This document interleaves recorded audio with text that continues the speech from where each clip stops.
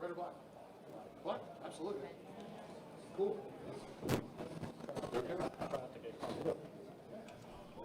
All right, welcome back, everyone. We are here for event number 1 of the Card Player Poker Tour main event. And we are down to our final 9 players. So I believe Arlie is going to do some player introductions, and then we are going to get straight into the action. My name is Adonis. Right across from me is the card room manager for the Orange Park Poker Room, Mike. What's going on tonight, guys? Happy to be here watching Good these evening, 9 everyone. battle it Welcome out. to Best Bet Live. This is Arlie Johnson with you as we have a special event for you this evening on Best Bet Live. It is event number 1 of the Card Player Poker Tour 2024 Summer Series. Event number 1 is a $400 buy-in. We ended up with 850 entries, and we are down to our final 9. The final table is set now for event number 1. Total prize pool in this event, $272,850. We want to thank each and every one of you for making this such a successful event, with plenty more to go throughout the remainder of the week. With that, let's introduce our final table for event number 1. We'll start in the 1 seat, work our way around to the 9 seat. From the 1 seat, a local resident from right here in Jacksonville. He has a chip count of 1,815,000. Please welcome Ben Scroggins. Big crowd on hand, I see today, too. All right, in the 2 seat, from Ponte Vedra Beach, just down the road, 3,165,000 in chips. He currently sits 2nd overall in chips. Please give a warm welcome to Matthew Parker. In the 3 seat, from just over the state line in Waverly, Georgia, and a regular to the room here in Best Bet Jacksonville. He has a chip count of 1,455,000. Please give a round of applause to Rick Swain. From the 4 seat, with a chip count of 2,065,000. Earlier in this level, not even 30 minutes ago of clock time, he had 110,000 in chips. Now at 2,065,000 in less than 30 minutes time. Please welcome Chuck Clement. In the middle, from the 5 seat, from Pooler, Georgia, just outside of Savannah, 1,715,000 is his chip stack. Please give a warm welcome to Jared Gable.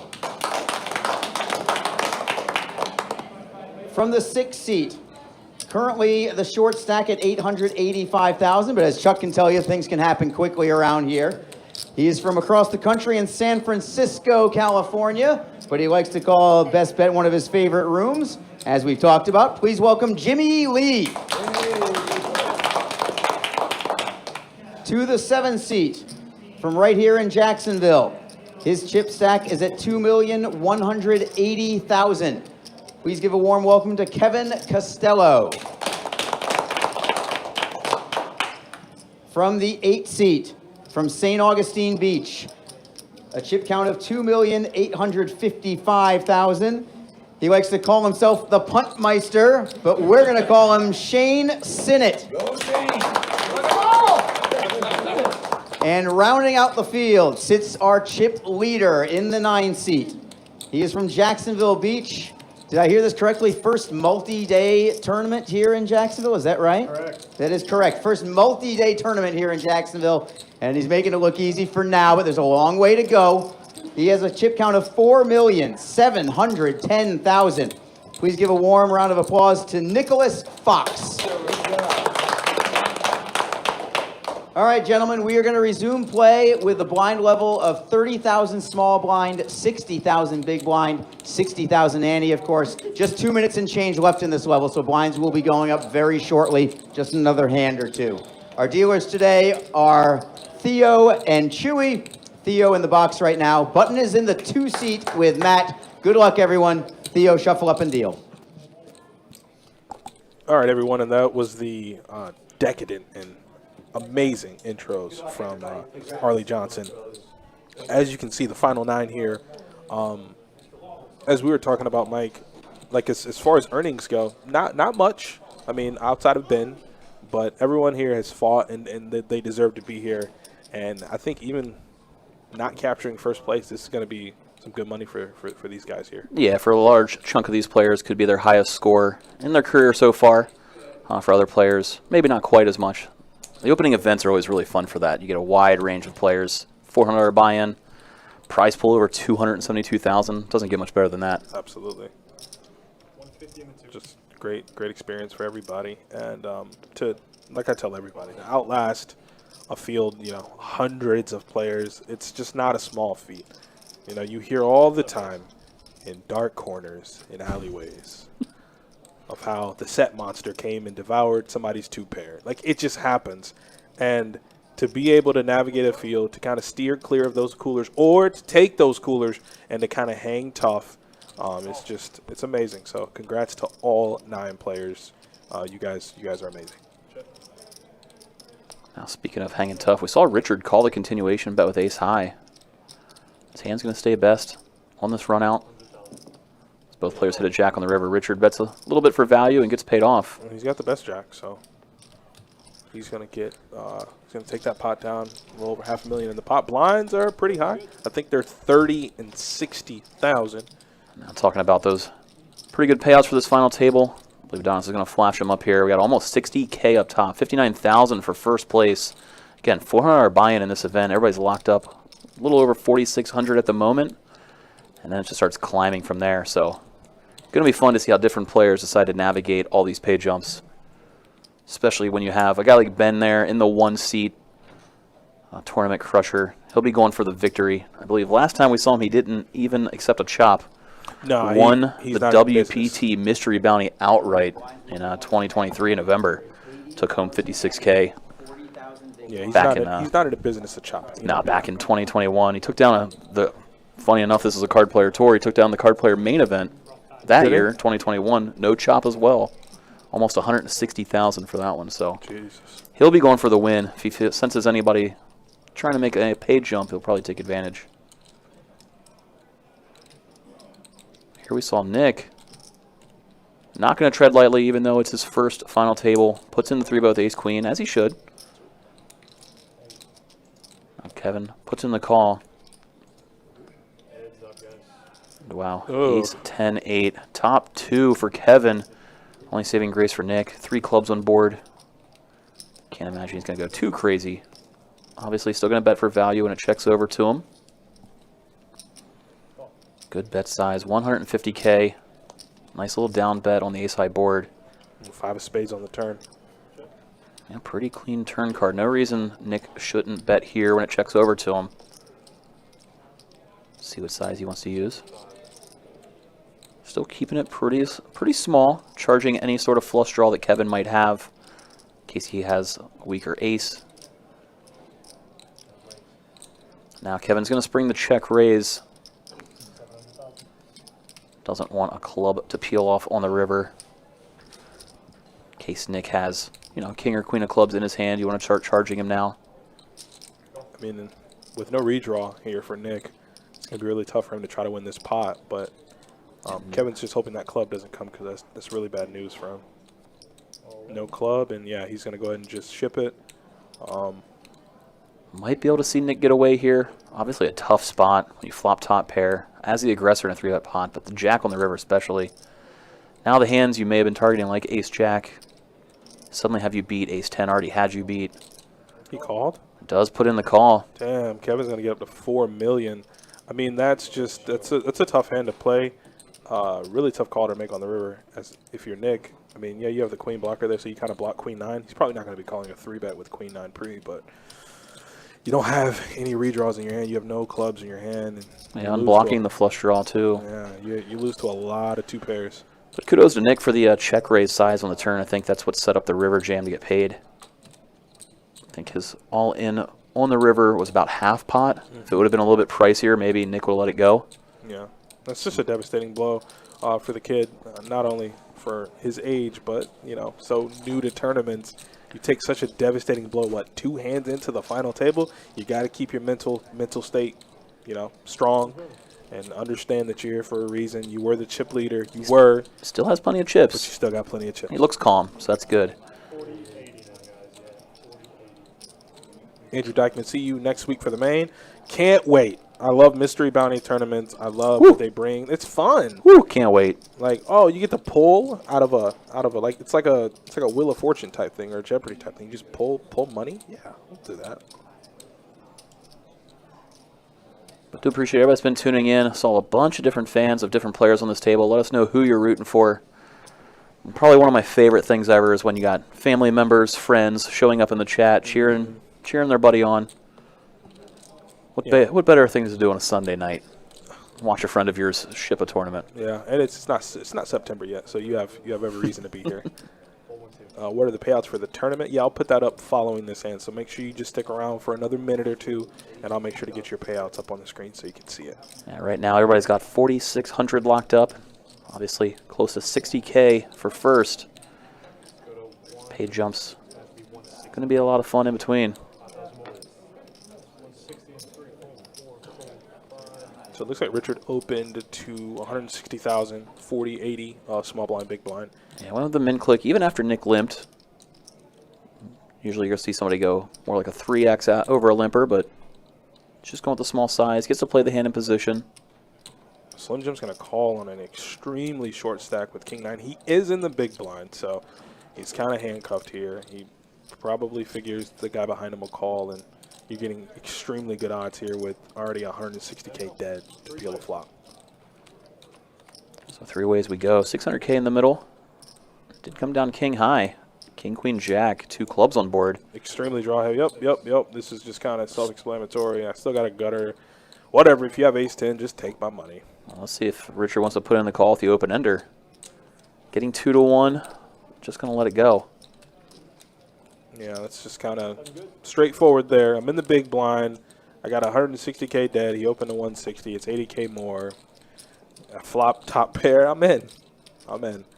It's going to be pretty straightforward poker for Jimmy, a.k.a. Slim Jim, as he is the short stack currently. So short stack, but not out of it yet. I know the cliche saying a chip in a chair, but he's doing it. So we hope he can. I think Chuck had, what, a big blind left?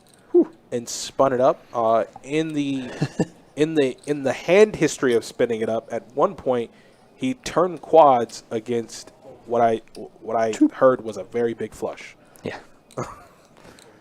So in case anybody missed that in the intro, Chuck there in the 4-seat spun up 100,000 in the last 30 minutes of the chip stack he has now. Yeah, it's like 1.1. Just crazy comebacks. Anything can happen. Parker. I've seen Parker on final tables before. He's no stranger to final tables. So situations like this, he's probably going to be opening a little bit lighter. Especially when the aforementioned Slim Jim in there in the small blind, a shorter stack. And you got a short stack in the blinds. You can open a little bit light since they're kind of handcuffed to all in or fold. Looks like Kevin with 9s in the big did make the call pre and is going to. Yeah, I got to call the flop C-bet. Just 1 overcard on board. See if Parker can keep extracting any value. Just going to check back for pot control on that turn. Kind of a way ahead, way behind situation. Unless his opponent had a club flush draw, of course. Now Kevin thinks he probably has the best hand. Throws out a small bet, kind of blocker, kind of value. Gets to name his price because the way the hand played out, if Parker went a little bit big on the river, Kevin would kind of be handcuffed to a call. So by betting out the 250 there, maybe avoids having to put in a call for more of his chip stack. Yeah. Hey, Dallas Proctor, what's going on, man? How have you been? I missed that North Carolina checking in. It's good to see you. Hopefully on your annual trip here we can run into each other. I think you normally come down during Christmas in July, so I'll definitely be working. And I look forward to chopping it up with you on the tables. Daniel Belanger, are you allowed to? Oh, I was supposed to get you tournament payouts. I'm tripping. Here, I'm going to do it in the middle of the hand just for you. All right, tournament payouts, 59K up top for first, 4K for ninth, in between some fun stuff. I'll put it up again at the Speaking of fun stuff, a premium for Nick under the gun. Gets to open it up with the ace-queen.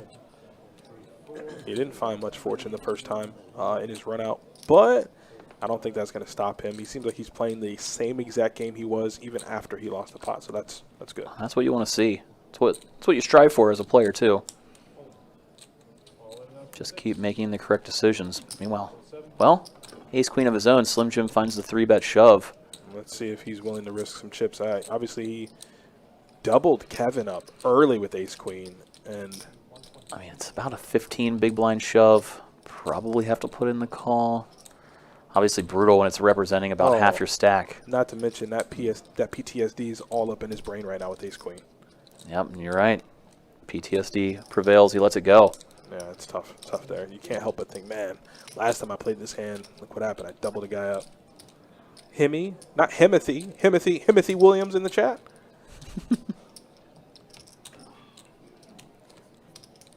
Hey, Daniel, how you doing, man? Jack 9, always. Maybe in December, I'll be looking forward to it. You just let me know. If you're here, I'm here. Let's go, Jimmy. Take it home. So a couple people tuning in, rooting for Jimmy.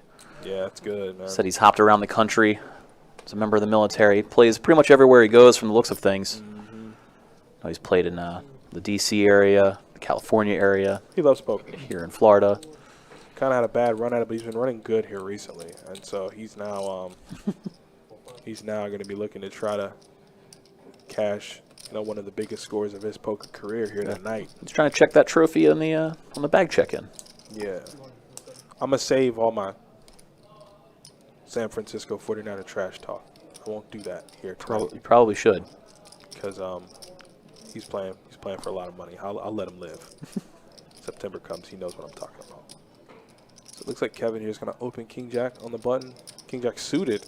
And now Shane, extremely, very, very well-versed student of the game. He's always studying these spots exactly. The man might as well be a walking solver. Like he knows exactly what to do in what spot with what hand at what blind level. So let's see what he does here. As Shane has flopped top pair.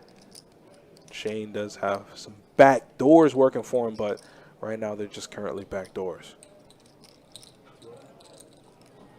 So Kevin throws out about a 1/3 pot size continuation bet. Shane's just going to get out of there with his ace-6. I think he contemplated putting in the 3-bet pre-flop for a little bit, especially the button versus blinds scenarios. Button raises can be very light. Suited ace could have been a 3-bet, but obviously we saw Shane just put in the call. Always tough to gauge. Obviously, we're at the final table now, but previous to this, these guys were playing each other on the final 2 tables. You never know what history does exist between 2 guys. We're kind of coming in blind.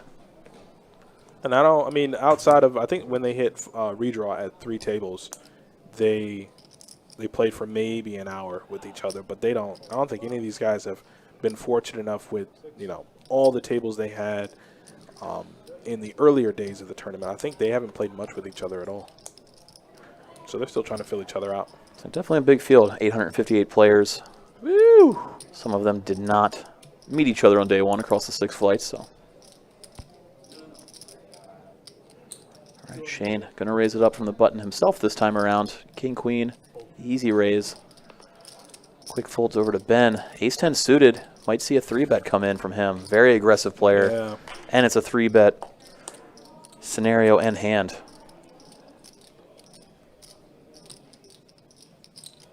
Instead, we're going to see Ben just call. We get a pretty action flop. Gutter ball and the queen high flush draw for Shane and Ben, top pair. And maybe Ben could put in a check raise to a continuation bet. This hand, Shane's pretty mandatory C-bet. See what size he wants to go with. Go small. Really small. Real small bet. Wow. Very Bet interesting indeed. 80 into 520.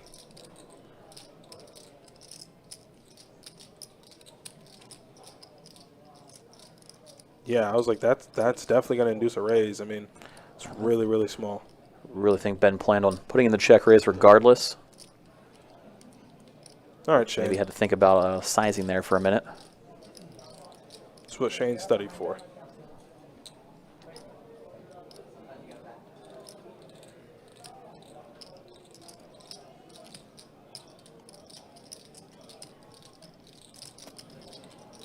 Deep in the tank is Shane. Really mulling this one over. Can't. I don't. I mean, I don't know what he wants. I don't know if he feel like raising, just calling. I don't know if he can just call. If you just call, what the pot's what 1.4, and Ben will have a pot size bet left. So essentially, you know, if you're calling 400K, you're calling the 1.1 he has behind.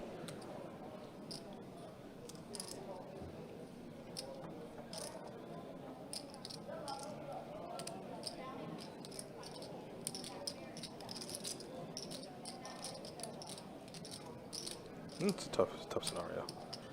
Okay, yeah. So you put in the call here. They're pretty much doesn't matter. Like Ben is in on the turn, and Shane has to hopefully find a good turn card, and that's not it. He's all in, and now Shane's gonna have to fire his cards into the muck, and then I will show you tournament payouts in that order. You sure? Watch it with me.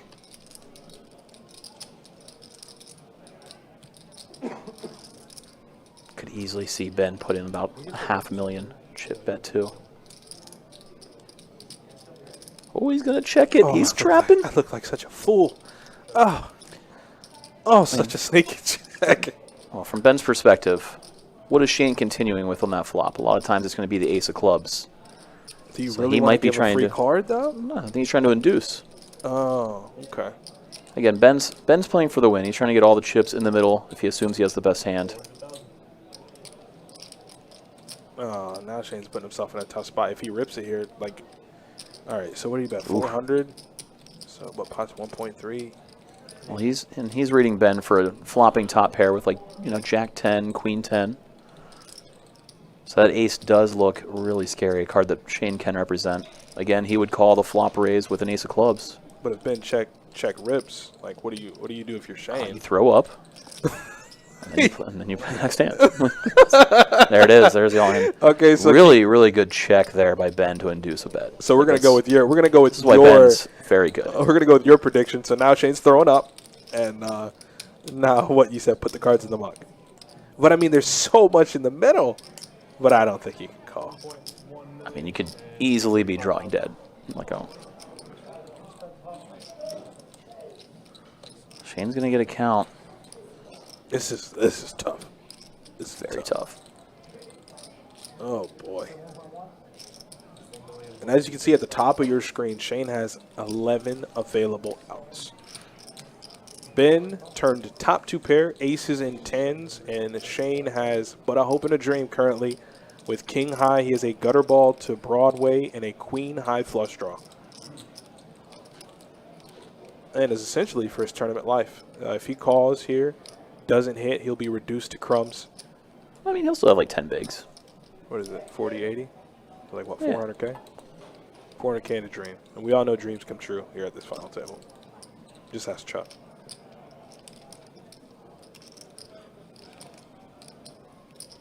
I bet Shane is now just absolutely beating himself up about betting 400K.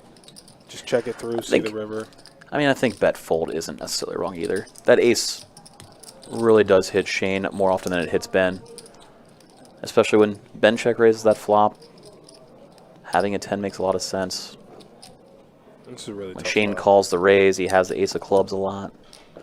There's so much money in the middle. All those scenarios where maybe they both played it right, you know?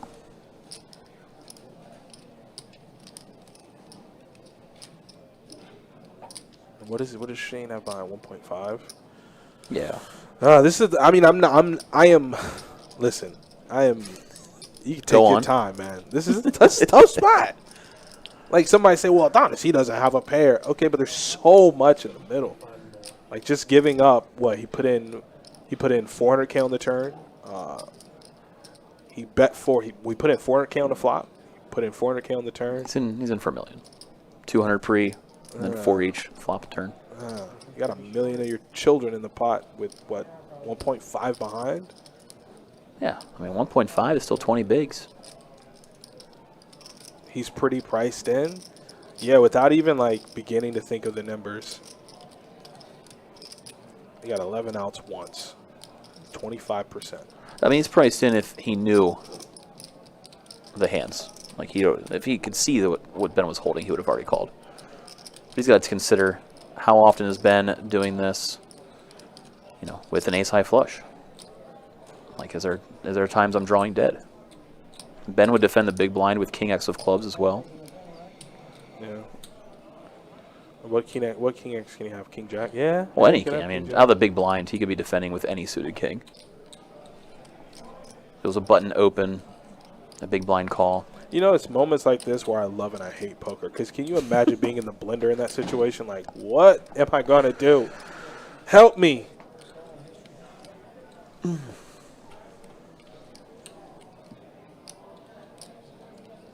Thanks, Ron. Even though I'm not playing for See, nothing. I think he was wishing good luck to the players, not you. No. Yeah, Oh, there we see Shane make the call. It's a huge pot. As we go to the river, pairs the board as a 9, so we're going to see a monster pot get shipped Ben's way. Shane going to be down to about 10 big blinds. That's the best case scenario. That is the best case scenario. Man, get 4-1. Yeah, I know. I have 12 out. And you hear Shane came to the right conclusion on the math. He knows that, like, they both knew, or at least Shane They're knew both it. so good. Yeah, I mean, it's just... So I say I think that was, especially on the turn, I think Ben made a great check. I think Shane made a very good bet with that 400K. And Once then he ships Ben- it, I think you're it's just just in. Yeah. good player and good player in the hand. Sometimes that's what's going to happen.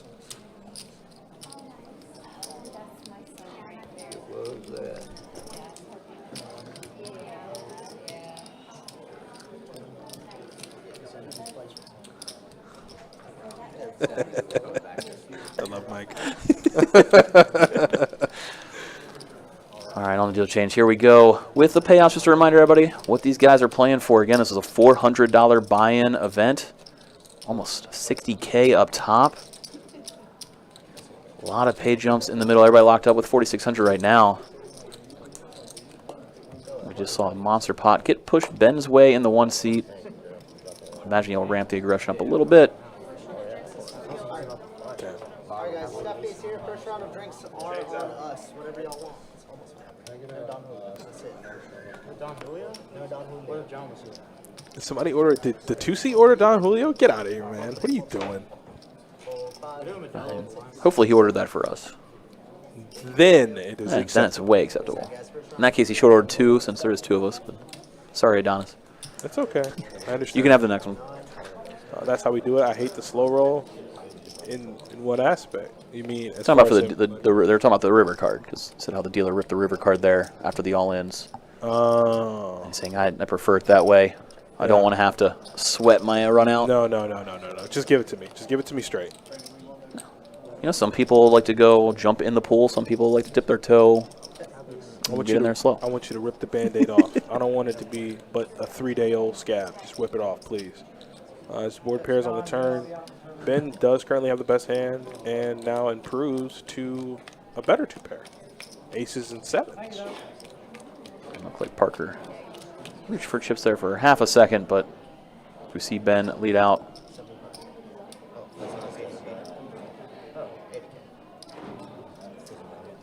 Just went for a min bet, trying to eke some value, but Parker lets it go.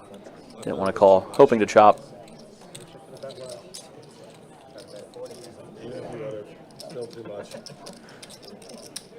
Once again, do appreciate everybody hanging out, tuning in with us. Good to see everybody in here, rooting their friends on. Nice seeing a couple of people coming in from the West Coast, rooting for Jimmy. Supra? Is that your Supra out there? With the yellow mirrors? Yeah. Oh, yeah. It's like you'd rather see it coming and take one to the back of the head. Just get it over with. He deserves to lose. He put himself in that spot. I mean, it's not a... Oh, yeah?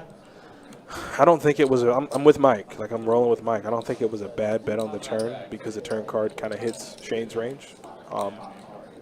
But once you put in that 400K, you're just kind of handcuffed. Yeah, I like bet fold. Ooh, Parker wakes up with queens. But we'll also say in Shane's defense, I mean, he's wearing a punt shirt. So if we're going to view it as a punt, then that's what he was going for. Line it up like Matt McAfee on 4th down, baby. Yeah, he's for the brand. Literally for the brand. And that raise is definitely for the brand. 700,000 to go. That's how much I'm making it. I want you to fold. The bet is screaming fold. And I think Kevin's going to have to oblige here and just give it up. Going a little bit large, obviously, I would have to play the hand out of position. That's why you see a little bit bigger sizing. Also, you know, we just saw Shane get kind of crippled down to 10 bigs. You don't want to commit ICM suicide by getting knocked out right now with a short stack still at the table.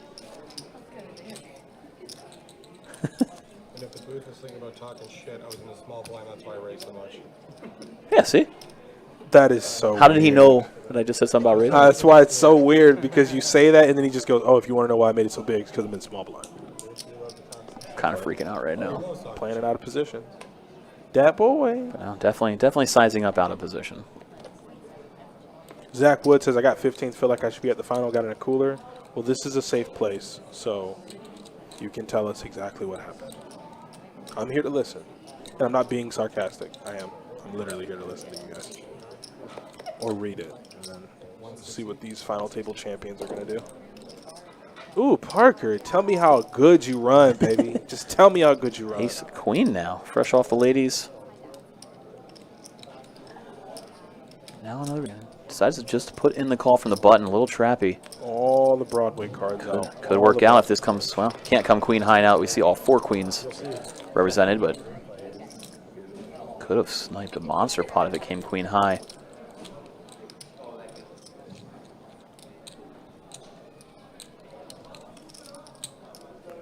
So we had an 8, 5 deuce, 2 diamond flop. So Jared's going to put out a continuation bet here.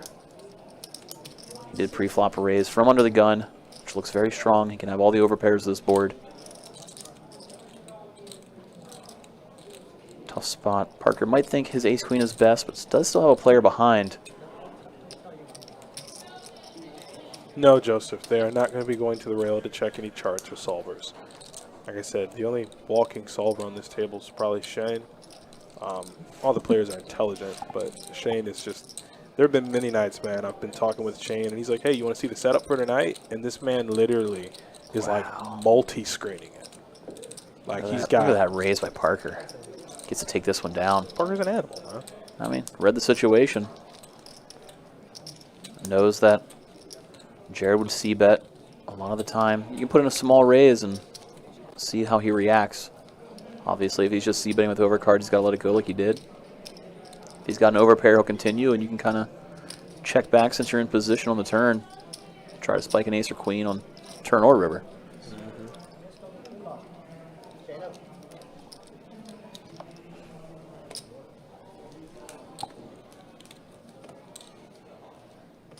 Slim Jim's got to be feeling good. I mean, Slim Jim and Shane are good friends via the live stream. So, obviously, he doesn't want to see Shane take huge hits like that. But as far as netting more money. I mean, when you're on the table, no friends, no apologies. You know? You're in the tournament, you're playing to win.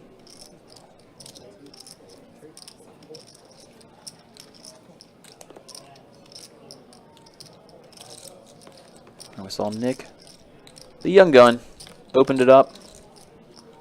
Parker Pretty good put flop. in the call again. It does come jack high for Nick. So Parker not having the best hand this time around after winning the last 2 pots. Mike. Who's Mike? Who's from Hanover? You are? I can neither confirm nor deny, but yes. I like that. Jason Bourne. Hey, Belle. How you doing?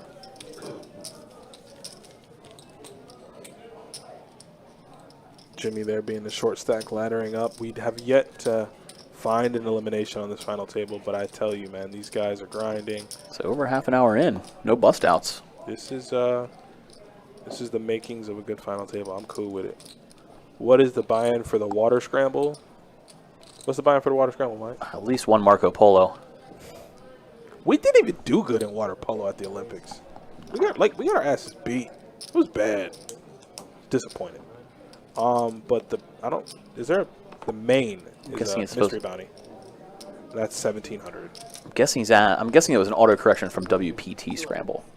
Yeah, so I was messing with you. That's Joseph. my guess. That's my guess. I had to mess with him a little bit, you know. Autocorrect. As Kevin opened 6s in the under the gun position. Slim Jims looks down at pocket trays in the small blind. Oh, the WPT? Let's look at it. I can tell you. I believe it's a 5K this time around. It's a 5K? We'll double check. We'll double check. Ooh, would you look at that? That sounds good. Slim shipped it? So yeah, Slim shipped the pocket pair. I mean, just sub 20 big blind stack. You had a cold caller in between, so perfect spot to squeeze. I mean, that's also part of the difference of going for the win versus going for a ladder. Like, that's what you should do if you're trying to make a deep run. Oh, Shipping about 18 bigs over and opening a call with a pair. And it worked out for him. I don't believe the WPT details are up yet, but when they are, I'm pretty sure it's a 5K too, though. So it'll probably be, what, 5K, not $1 million guarantee. Maybe. Could. I mean, it'll get over $1 million in the prize pool anyway. Hell yeah. I'll take the over. I'm taking Snap. it too. Bet me anything.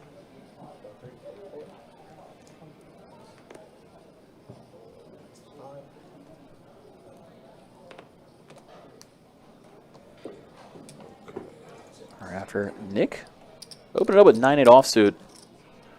Folds all the way around to Kevin's big. He's got 9-8 himself. Definitely worthy of putting a defensive call in. That's what he does. So they're going to go heads up to the flop. Nick getting a little frisky from early position with the 9-8. Trying to get those chips back that he lost early in to the final table. Came in as our chip leader. Probably hoping to get back to that spot. Last play we saw check on the ace-king-6 rainbow flop. Off to a queen on the turn. This board pretty much smacks Nick right in the face. So we're going to see Kevin not even have to think 2 seconds after Nick puts in the delayed C-bet. Obviously, ace-king-queen board favoring the pre-flop razor's range from early position. 100,000 ante now. 50,000 small blind. 100,000 big blind. 59,000 up top isn't good enough. You do get this fantastic trophy. I just wanted to get your eyes on this thing. This is not actually worth 59,000. Yeah, I was like,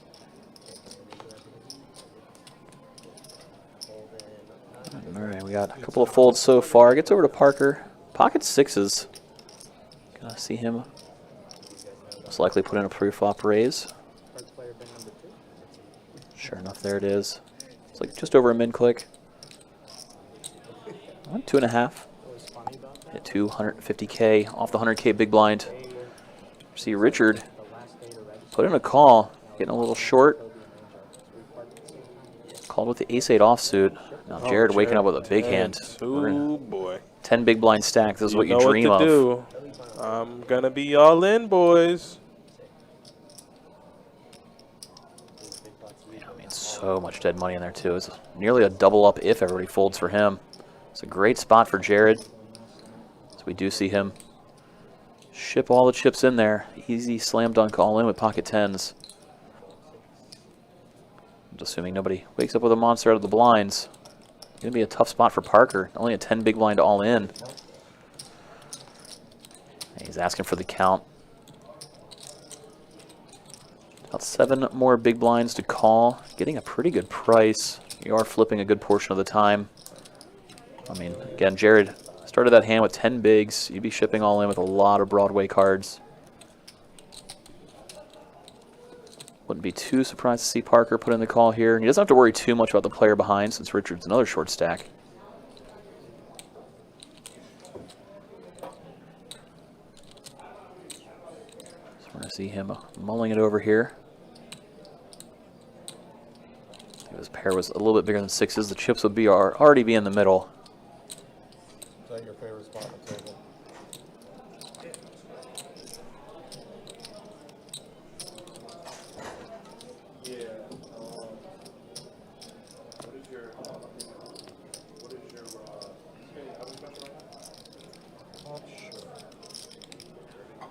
You hear him say, I'm not sure. It is very borderline. I think with a pair, might have to call. There's a chance Jared would be doing this with a lower pair, like pocket fives as well. But Parker somehow, some way finds the correct fold, letting it go. Again, Jared almost full double up, picking up over 700,000 in chips when he started the hand with just over $1 million. It's a great spot for him. Great timing, especially with Richard's call in there as well.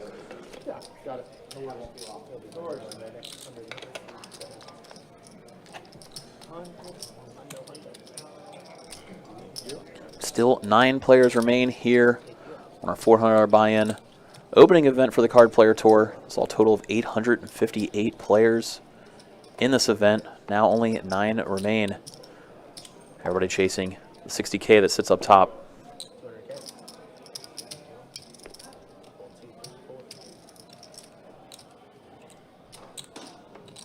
All right. Benjamin is in this under the gun position. He's going to make it 200K with King Queen off. And Slim Jim, look at him. He done fought his way up to, well, not being short anymore. Shane's in the small blind. Jack 10 suited. Let's see if he wants to fill it. Oh, boy, it looks like he's going to get ready to just put it in. Oh, my God. Here comes.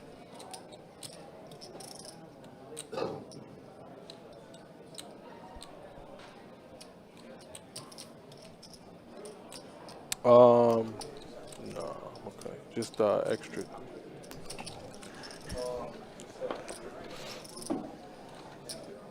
It looks like Shane really mulling it over. Gonna be tough to 3-bet shove and get any folds. I think he's gonna do it. Yup, there it is. He's YOLOing him in there. He's obviously hoping. I think as to long smack. as he thought about it, it's just like probably flipping with him. I mean, especially for that price, you could easily get call behind and then find a triple up. Or, in this scenario, Ben isolate, rips it, which is kind of good for Shane as well. I mean, he could triple up if he wins this, and he's got 40% equity, so. Got it in. Plus EV. And wow, Oh, what a damn. flop. Oh my. Oh, damn. Well, looking for that board to pair Yeah, is but Shane, looking for the it's not- jack or 10. It's 9% though, Mike. It's not gonna happen. Damn. So GG's to Shane. Welcome to the live chat, Shane. Not where we wanted you to be necessarily, but Hell no. Damn, what a flop. And then Slim Jim Brutal, has brutal. King Queen too. Like, damn. that's why you ISO shove if you're Ben. But wow. 6 spot. You flop 2 pair and it's still no good. Brutal. But there we go. First elimination. Shane Sinnott, frequent player and chatter on the live stream. So GG's out to you, Shane. Took home a little over 4,600 for his troubles. 11x the buy-in, not too shabby. Obviously, I'm sure your eyes were a little bit higher. Once you make the final table, you want to win that son of a gun. That's the best way to put it. You want to win that son of a gun real bad. Yeah, I mean, it's still early in the night. Kids are still awake, trying to keep my language PG at this moment. You know. As Once we hit 10 o'clock, it's ooh, over. Then I might Yeah. just start tossing a little Adult bit of- Swim rules are in effect, you know. But yeah, as of now, 8 players remain. They're all guaranteed a little over 5,700 for 8th place. It's not bad. So the lockups are getting a little bit nicer.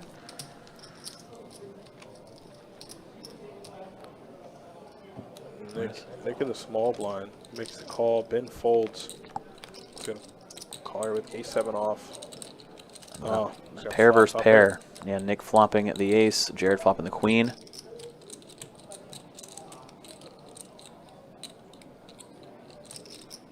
Nick checked in flow over to Jared. Jared checking it back rather than putting on a continuation bet. And oh my, 10 on the turn. Jared gets rewarded for that check.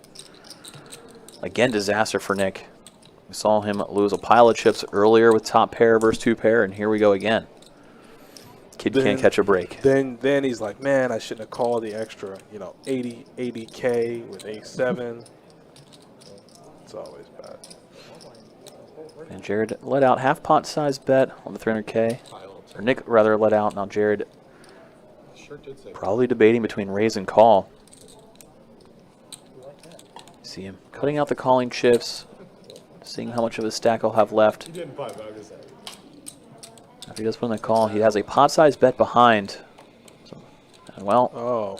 if he was worried at all, now he's not. And oof, Nick Oh, jams runs into it. Just absolutely decimated. Like I couldn't even.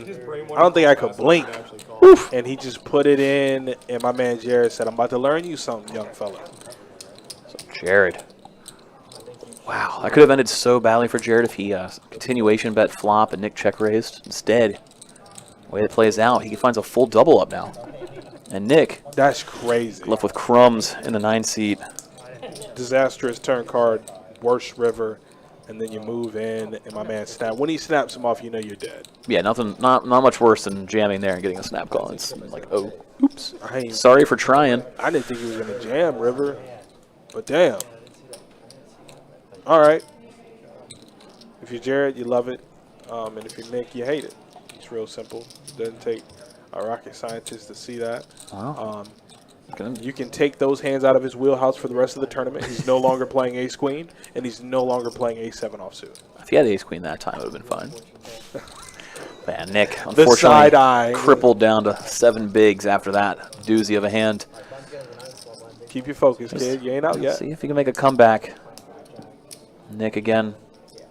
Loser that hand player in the 9 seat. 21-year-old. Never played a multi-day tournament before in his life. Ever. He's not even on Hendon Mob. Nope. You can't even find him. It's His not, mom it's and not sister there. are out there on the rail cheering him on. It's, It's a feel-good story. It's feel Until good that hand. Until that hand. Then you're like, damn. Are we ever going to get, Well, the good ending that we want? He's got a little bit of light here. An ace on the button. Oh, he's going to let it go? Dry aces ain't going to make it no more. I mean, folds to me on the button with an ace. I'm jamming it in. You got 7, 8 bigs. Oh, blinds did go up to 50, 100. Yeah, definitely should have gripped it and ripped it with the ace. Instead, it's a limped pot. As Ben completed the small blind, Parker checked. Neither one connects with the flop. Ben's king high still in the lead. Parker going to stab at it. Let's see if Ben wants to put some pressure on. Just let it go. Having no equity, no even backdoor straight or flush draws. We just see Ben get out of there. Not what shows on their license. Anybody else just I thought it was just gonna be one in like house tables. yours is correct? No, mine's not. Yours is not correct. Okay, so half the table. Don't broadcast this. Yeah, but we not. Go tell the FBI. Go tell the FBI's not watching. Well, I don't know. You never know, man. Yeah, I don't know. I don't trust him either. What is it? Operation Catching Wind? Snowed knows. Chuck has been lucky enough to not have anything playable at this final table so far, and all he's lost is his big blinds when they've gotten around to him. So Yeah, he has not been involved in anything. Like, oh, I never got it. oh, this is a raise here from Ben. Yeah, for sure.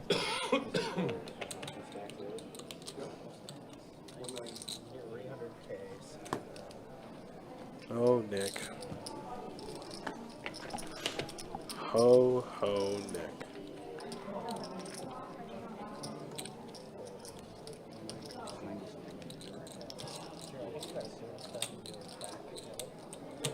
Oh, yeah. It's always bad dirt.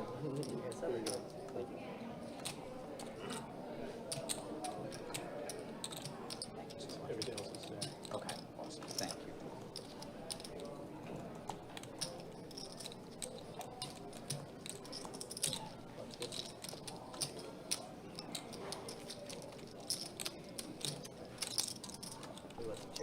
Ron straddles everyone.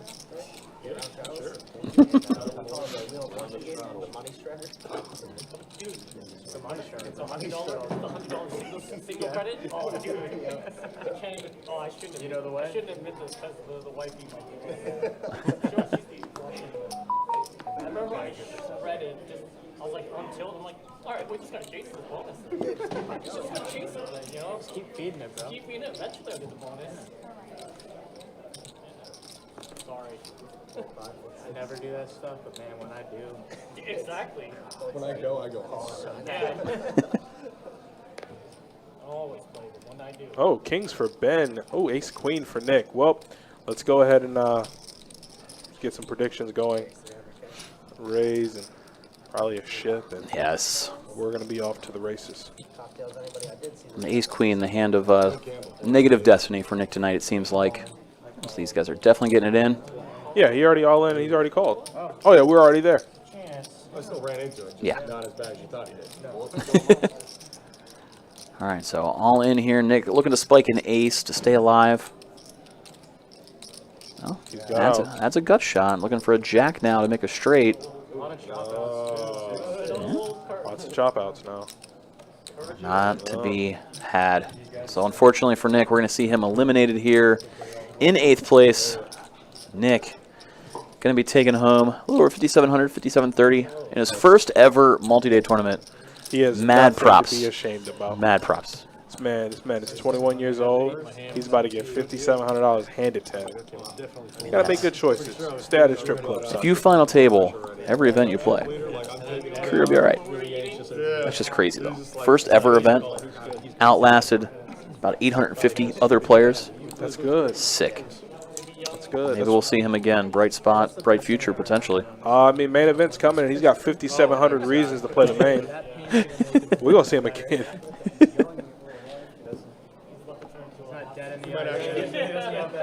Well, we had just talked about how we hadn't got any eliminations in 30 minutes. We've had 2 in the past 10. Making up time. Nothing wrong with it. All right, so 7 players left. As things stand now, the short stack was eliminated. All the players have 72.85 locked up now. Paid jumps, getting pretty nice. Getting pretty nice. Richard, now the table shorty, sitting on about 8 big blinds himself. Been quiet there in the 3 seat.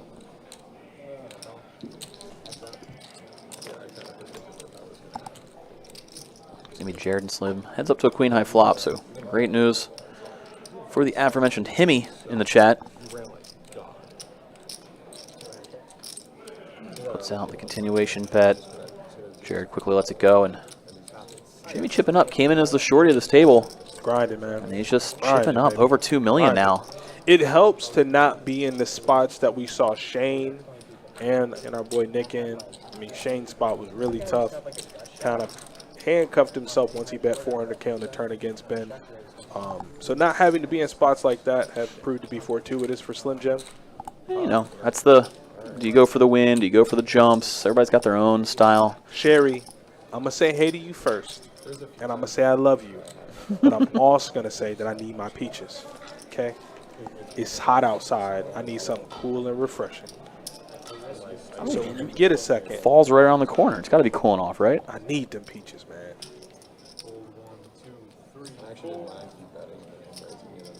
Yeah, it's getting way too hot outside. I don't like heat. Like, It just stays hot. yeah, I don't like because ain't nothing I can do. Like, I'll wake up in the morning on my days off. I'm like, man, where can me and my daughter adventure today? And then, who's all in? What are we doing? Blind versus blind, small blind jam. Oh, okay. Yeah, I'll think about the things I can do today with my daughter, and then the sun just hits me in my face, and it's like a vampire to light. I'm like, nope, we're going back in. Woke up, I think it was yesterday. Yesterday I woke up and our whole area had a power outage.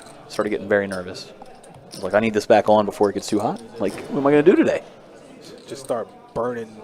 It's like you're frying an egg on a sidewalk. Bad advice from Donna. Just stay out of the champagne room. That's actually sound advice. I think you don't have to spend that much if you stay out of there. No, Jordan, it's not. Where have you been? I haven't seen you on any tournament final tables or nothing. What have you been doing? I thought you've been studying, man. Let's go, Jimmy. That's right, Alexis. Let's go, Jimmy. Oh, hey, if you don't play a hand, you get hands. Oh, Jimmy, why are you stepping out of line? He's raising it up. Kevin's got to let it go with the 7 tray off. Did he just say he hasn't seen any good cards? Did he not remember where he flopped 2 pair against Ace Queen? I can remind him if he forgot. The rest of it's just been a slow-ass grind.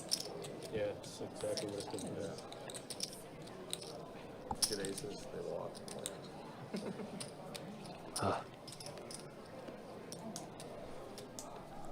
He's sick. Jordan's a sick man. He is. He knows that. I tell him that all the time. Anytime he's in the back of the room playing 2-2, I don't greet him. I just say, Jordan, you're sick. And he knows what that means. Parker knows what ace-jack means. I need to raise. It's going to be $250K to play. Chuck has not played a single hand. A single hand at this final table.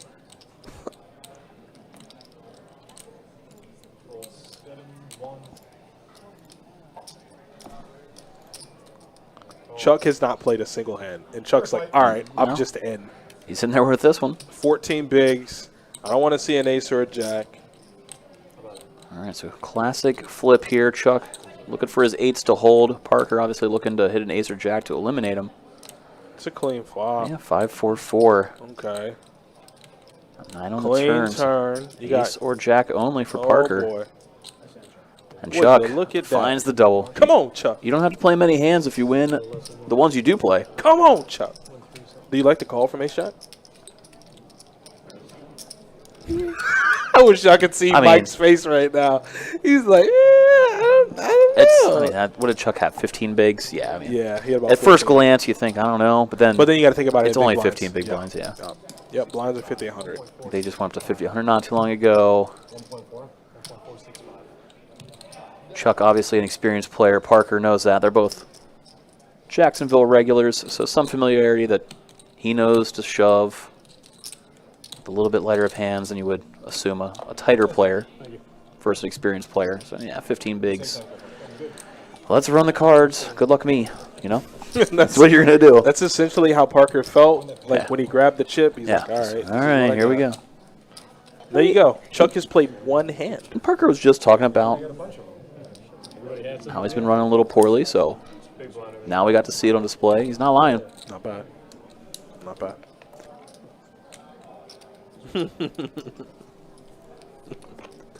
Looks like more Don Johnsons are coming into play. Whoa. That's right. So Big boy, we're keeping it PG, buddy. big boy chips. And there you go. Right back to Jack 6 offsuit. Nice hand, Chuck.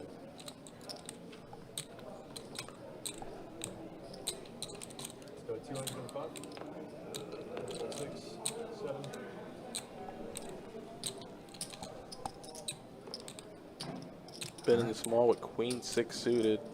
Yeah, if you're out of the big blind, we would have seen him put in the call for sure. Similarly, He has $5 Parker. million in chips. Yeah, he's winning a lot. That's what that means. That's usually what happens. I'm like, damn, when did you get $5 million? Meanwhile, Jared assembling a continuation bet. I mean, he'll be over $4 million if he takes this pot down. I think Parker's got to call at least one street here, especially for that cheap. Calls with the pair of jacks. Now 8 on the turn adds a draw to each player. Jared now double gutted. Parker adds the diamond draw to go with his pair. That is a card that Jared could keep firing on. Let's see if he wants to size up or continue repping like a pair of aces, making it look like a value bet. 450? Yeah, right around half pot size bet, That's good. making it look like he's got an ace. That's real nice.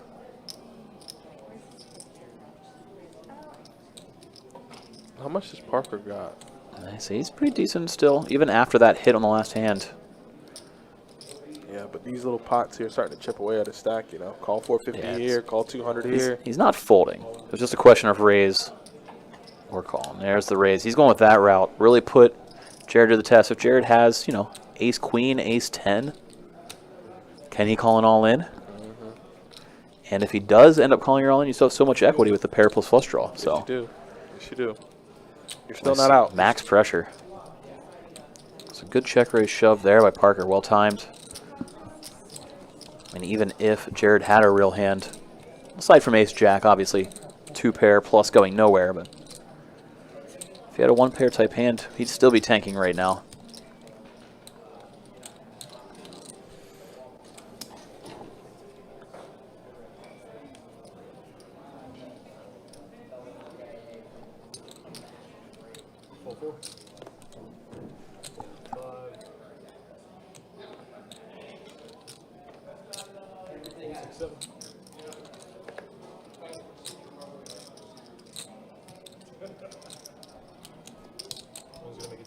All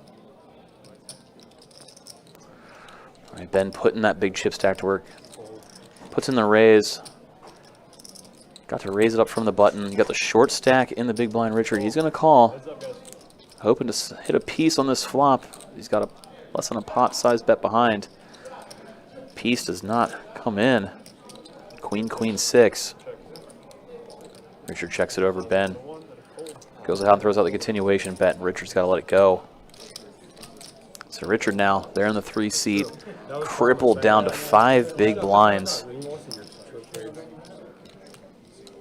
Probably won't see too many players get all the way out of line, knowing that a pay jump is looming with a micro stack at the table.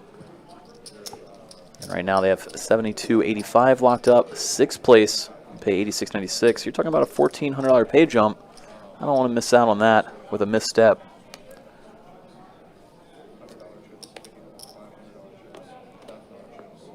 Majority of this table going to be playing for the win, but still a reason to go crazy with that short stacked of a player still in the field.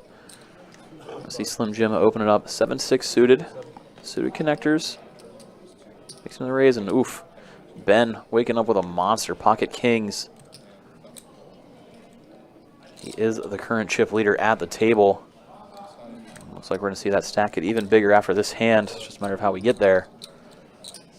Ben puts in the 3 bet. Goes with 650. That aforementioned short stack Richard getting it all in. Fortunately for him, terrible timing to do so as his king jack is absolutely dominated by Ben's hand.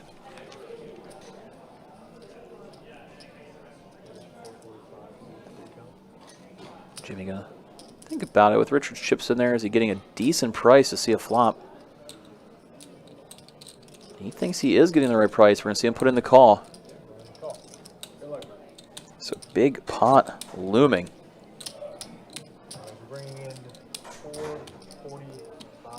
Almost 2 million in chips in the middle. We got Richard all in and a small side pot between Jimmy and Ben. They still have action to go. Jimmy holding about 1.5 million behind. Let's see if he can hit any part of this flop with his 7-6 of clubs. Ben in a great spot. Chip up even further. Still got action. 3 players, 1 all in. And wow, unbelievable. 7-7-6. Oh, Lord. Would you look at that? And now the gun was in Ben's hand. Now it's just switched to Slim Jim's. Ben has 1 available out. He's just got 1 out. Oh my God! Don't get, but you get overly excited in these hands, and then you just you start to, yeah. Oh, So that didn't take long. They got it all in on the flop. that's insane. That's nuts. Massive chip leading pot. Winner of this pot between Jimmy and Ben will be the chip leader. Huge. Just absolutely nasty for Ben. You just never expect anybody to have a 7 in this pot. Now, 1 king left. Does not come in for Ben. We're going to see Jimmy scoop the biggest pot of the day so far. Nearly 5 million in chips going his way. Huge swing. Ben going to be down to 3.5 million. Jimmy now the chip leader of the table. That's crazy. My man just came from outer space with the 7.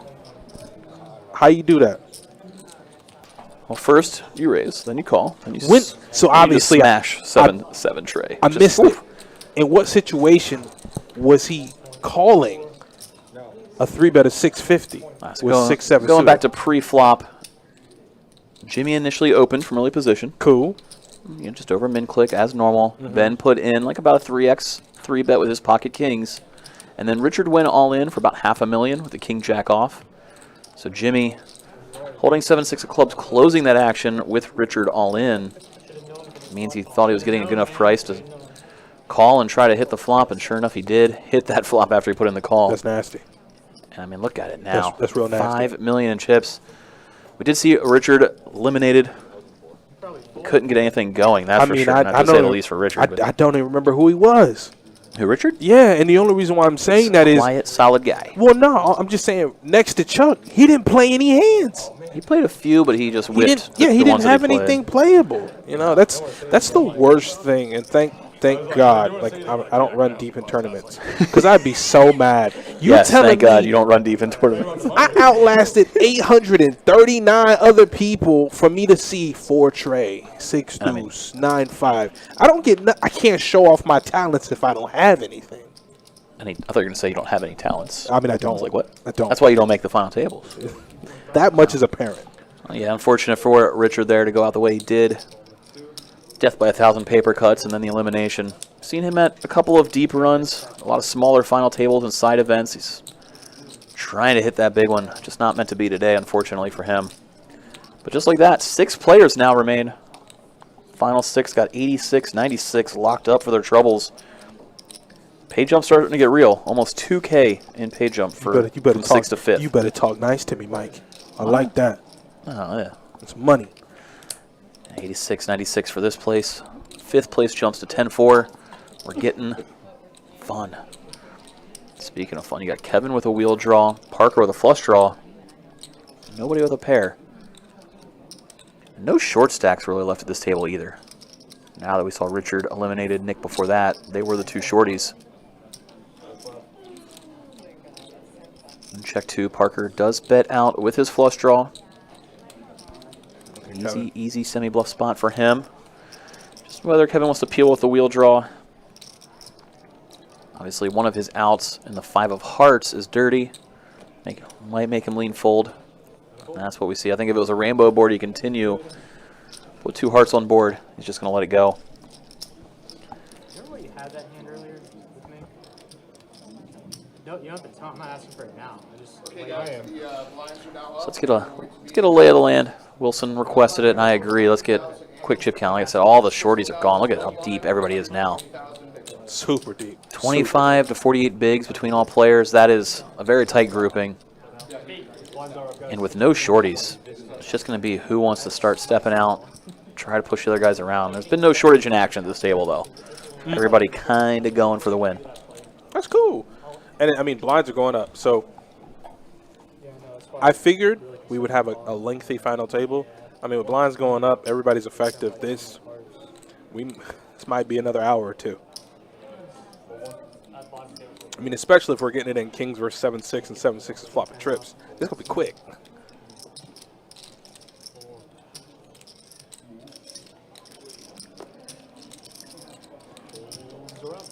super on tap there. Yeah, exactly. And there's more chipping up for Jimmy. So Look at there. Short stack. Coming into the final table. He's outlasted 3 eliminations. Run good, man. Run good. Easy game if you win your all-ins.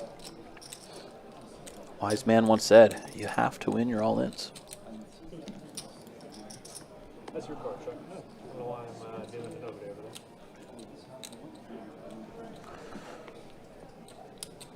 there. 30 plus bigs is not super deep. Well, I mean, Not super deep, but without anybody short, I feel like pretty deep final table. yeah. Some of us don't really get big stacks like you, Kevin. Some of us have to grind out our 20 big blind stacks because we're not very good. Yeah, I'm terrible at poker, man. Last time I played, I got it in kings versus aces. I just didn't know what to do. I think I called, man. You're supposed to spike. Yeah, I think I called. And then I get smoked. Action here as we saw Ben open with ace-king suited Kevin. Very good hand. Definitely going to defend the big blind with king-jack of clubs.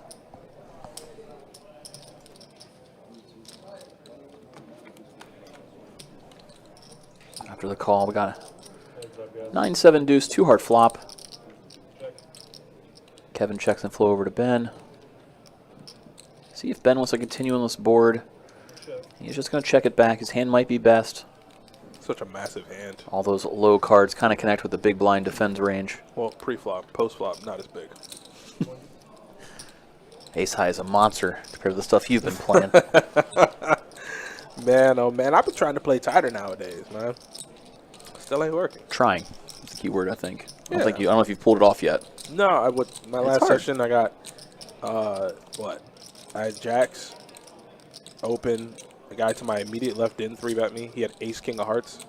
Obviously, I didn't know that. Flop came jack high, all hearts. I'm like, ooh, top set, but 3 hearts, boy.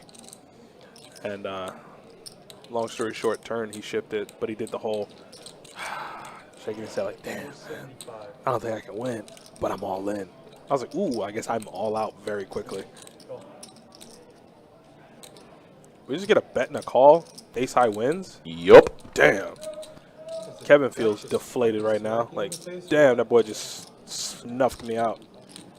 You saw look everybody kind of just gave too. Like, I'm not gonna mess with Ben anymore. Yeah, I'm not trying to bluff him. That's a fun one. And you get the whole table to kind of just give you that look. Whew. Feels good. Like, you have my respect now. Though everybody knows who Ben is, you know. He ain't no stranger to final tables, winning large amounts of money. Just what he does.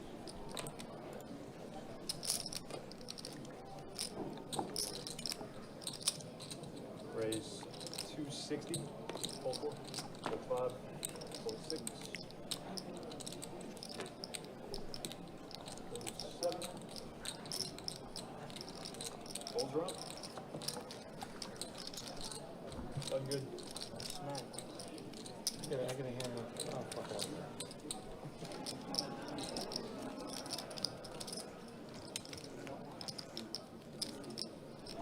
Once again, do appreciate everybody that's been hanging out with us so far as we're winding down this final table of Event 1, $400 buy-in event.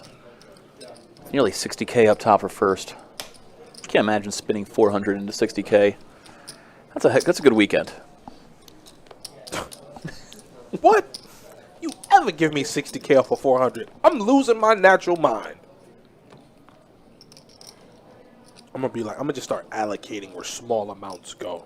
Like, oh man, that power drill that I was really looking at Home Depot, that's mine now, okay?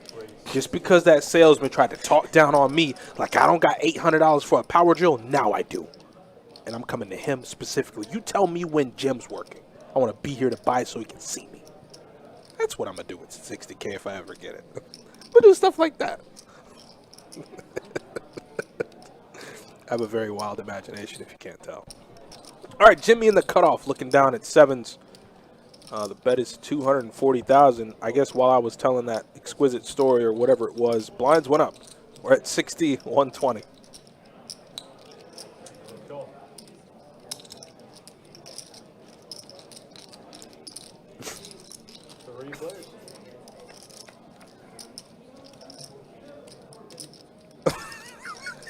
Parker outflops both players. But a gutter ball for Jared. We do have to acknowledge that.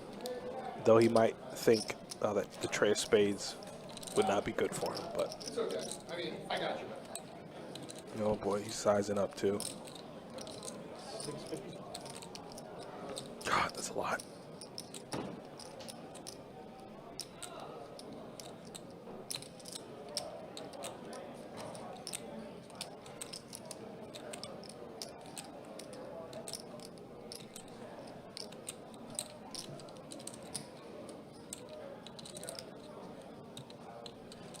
Uh-oh.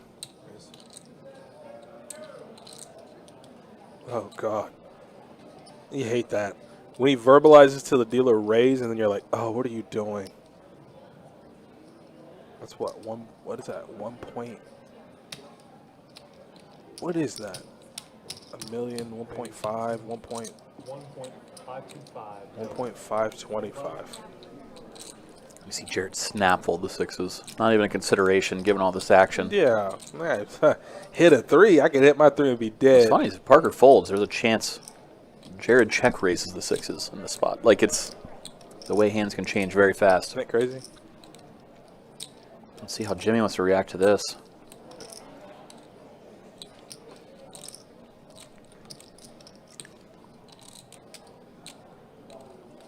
We did see Parker call out of the big blind pre-flop.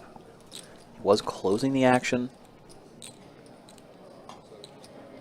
Easily have a lot of hands that connect with the board. Doesn't necessarily have to be any sort of spade, overcards bluff by any means. Let's see.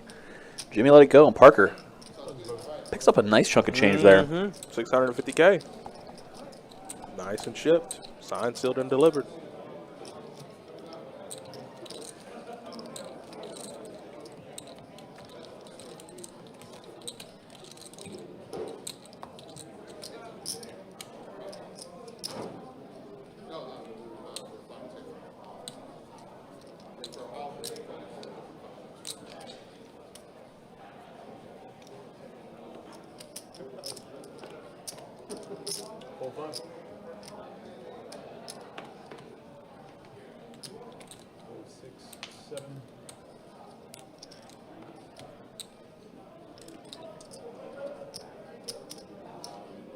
Looks like the run of good cards continue for Ben here. Ace King did not find much fortune with kings, but hey, he's still going.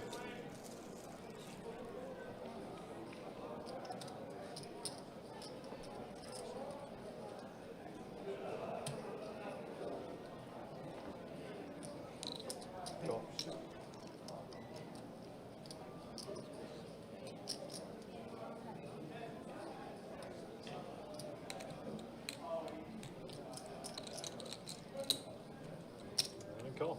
3 of you.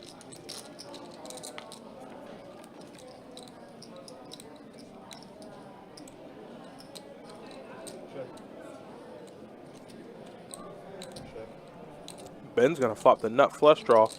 Parker with middle pair. And Chuck's just hanging out in the hand. That's what he's been doing the most of the final table. Got that early double up, which is good. Helps. But seeing all that action around you, you're like, damn. Double up doesn't look as good now. His blinds are going up. Oh, and there you go. The nut flush for Ben. Parker did not like the diamond as he quickly checks it over to Ben. I wonder if Ben will check it back, but I think checking it back looks way too strong. Probably want to put in a bet.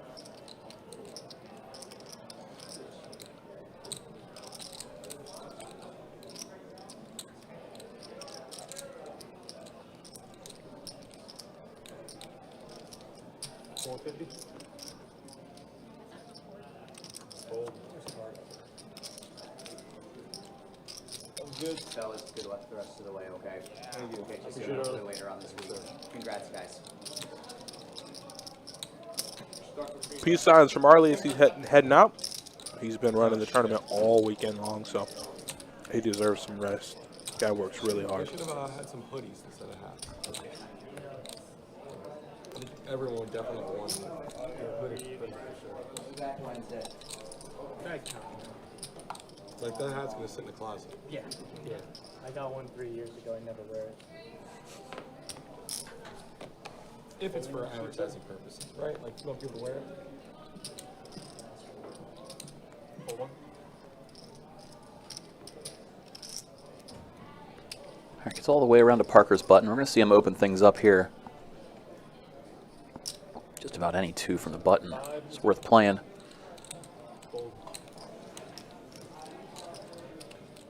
Chuck getting out of the way from the small blind. We'll see if Jared wants to defend his big. And with an ace, he's definitely going to.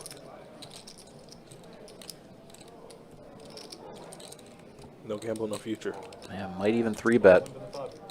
There it is, 3-bet shove against the button open. Lord Jesus. Saying, please don't push around my Now, big blind see, too much. I'm going to have a real problem with this if he don't call. Because what you want to count for. You know what he got. You know what he's working with. You know it's a little over 2 million. Close to it. Yeah, but you got to make it look like a decision. If you snap fold, then it gives away the fact that you're opening really light on the button. So he's got to at least creep in some second thoughts. So he acted. You know, I mean, that's why we see Jared 3-bet shove the ace-8. You know that button opens are traditionally a little bit lighter since he's in late position. Mary, I was running my mouth yesterday and I saw you come in and I did not stop what I was doing to come give you a hug and tell you how amazing you are, and I'm sorry. If I do see you for the main event, the biggest hugs are coming your way. Hope you're doing well. Bring it home, Jared. I mean, Jared winning pots. He's in a pretty good position to bring it home. So he definitely has a good shot if he continues playing this way. All right, Connie in the chat saying what I was thinking about you running your mouth. Shocker. Yeah, I know, right? Every day. Every day. Every it's day. just what I do, man. You didn't have to specify that it was just the other day. It's every day of every week. Day. But good luck to you in that ladies event. Mary, I assume that's why you say see you all Wednesday. Hope you can take it down. No, you'll give it your best shot, that's for sure.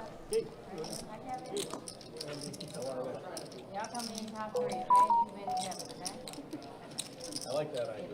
I'll shout their money right now. I hate that idea. It's kind of a bad idea for me. I don't even know this lady, but. All right, somebody wants me to win.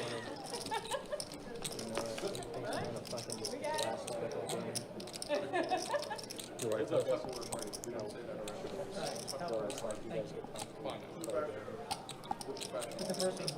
Jared gonna lead right out. Blind versus blind scenarios, always entertaining to watch.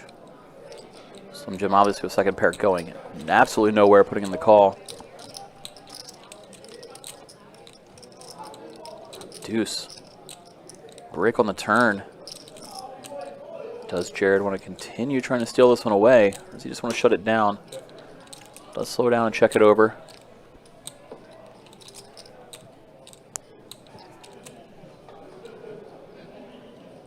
We could see Jim check or bet here. He goes with the check. Could have bet small to kind of name his own price and check back river. King is a bad card. In action. Presumably going check, check. Sure enough, it does. We're going to see Jimmy take it down with a 6.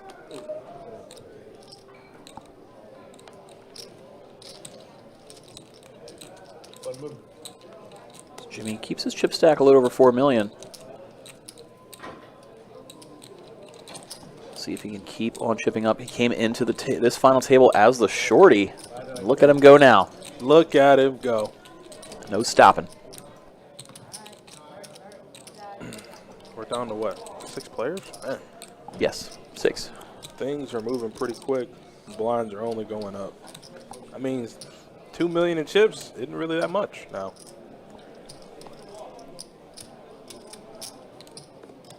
Chip leader Ben. Gonna look down at Queen 10 from under the gun. Obviously gonna raise it up here. Makes it 250K to go over the 120 big blind. A little over a min click. And now Jim with kings. He said, let me try my run at him real quick. He recently cracked Ben's kings for that massive chip stack he has. Let me see what I can do Here with we go these. again. 2 of the biggest chip stacks at the table. About to tangle in another pot. That is the quickest way to lose your spot on the team. Running into the roughing the kicker. Easily the quickest way to lose your spot on the team. There is the 3-bet we knew was coming in. Went with the 3x size, and wow, Kevin has a suited ace in the big blind. Just gonna have to let it go. Very pretty hand to wake up with in the big, just not giving this action. Ben, without too much deliberation, getting out of there, avoids any trouble. Might have been tempted to put in the call, getting a decent price. He was getting 2.5 to 1, but fortunate for him that he just gets out of the way. That or 6-7. Flopping top pair would have been pretty disastrous for him. Yeah, it would have. It would have got pretty expensive for him. Yes, indeed. So again, 6 players left here at this event. 1 final table. This $400 buy-in event drew a total of 858 players. Only 6 remaining. It's right around 60K up top. Everybody want to take that home. I know I do. Just not really eligible. Yeah, I mean, it'd be cool, but Yeah. I'd take watching one of these guys win it as a consolation prize. Speaking of consolation prize, all 6 of these players already have 8,600 locked up. Not too shabby off the $400 buy-in. We'll see who can close this one out. For a couple of these players, it'd be their biggest score to date. For Ben, it would just be another trophy to add to his shelf. there's still room on it, that is. Who? Ben. Yeah, he got a lot of real estate. Got a lot of real estate. We saw Chuck open it up. Chuck's been card dead as all can be. 2 hands. Pretty much, yeah, played 2 hands and doubled up on one of them, luckily. 8s winning and a big now flip. 9s. That's it. But he opened things here. We saw Kevin call the small. Now Ben, ace-5 suited. You can mix in some 3 bets with this hand. But again, maybe given the fact Chuck's been pretty quiet, Ben will play it pretty straight up, putting in the call. And wow, ace-5-5. Ben flopping 3 of a kind. Chuck's 9 staying overpaired to this board. See if he can avoid disaster here. Or if this is going to get him into trouble. I think you got to go at least 1 straight here with 9s. Oh, Oof. shoot. And we saw Ben lead out rather than check in flow. Damn And it induced a jam from Chuck.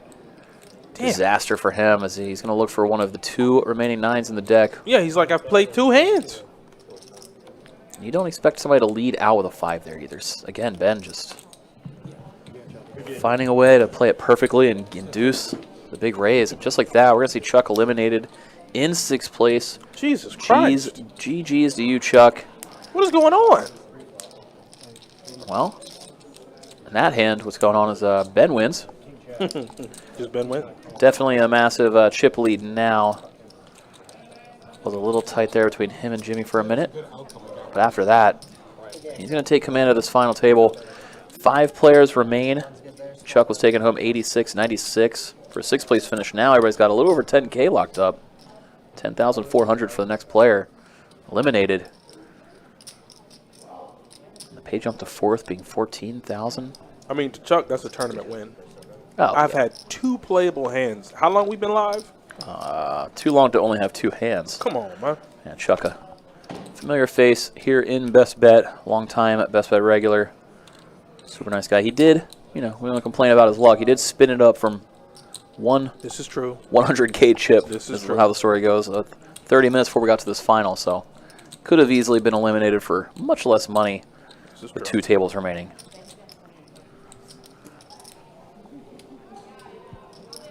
Well, here we saw Kevin open it up. Parker's just going to call from the big with the pocket trays. It was a button open from Kevin. Now it comes 7 high, 7-6 deuce rainbow. Great flop for Kevin. Hitting a pair, he needed it. Parker may believe his trays are good. Kevin could have a lot of overcards to this board. Deacon Torrey, what's up, baby? And there it is, all in from Kevin. This rip. might get a call. The In rip. all honesty, just over a pot-sized bet. He could be doing this with a multitude of hands, like Jack 10, Queen Jack. Any of the hands he would open with. Could not blame Parker if he puts in the call here. Could be good a good portion of the time. And there is the call. Unfortunate for him that his opponent has 7-8. Yeah, Parker didn't like it either. I mean, brutal. But no tray on the turn, no tray on the river, and Kevin's going to find the full double up. Damn, Parker. Great timing for a 7-high flop for Kevin. As he was the table short stack going into that hand.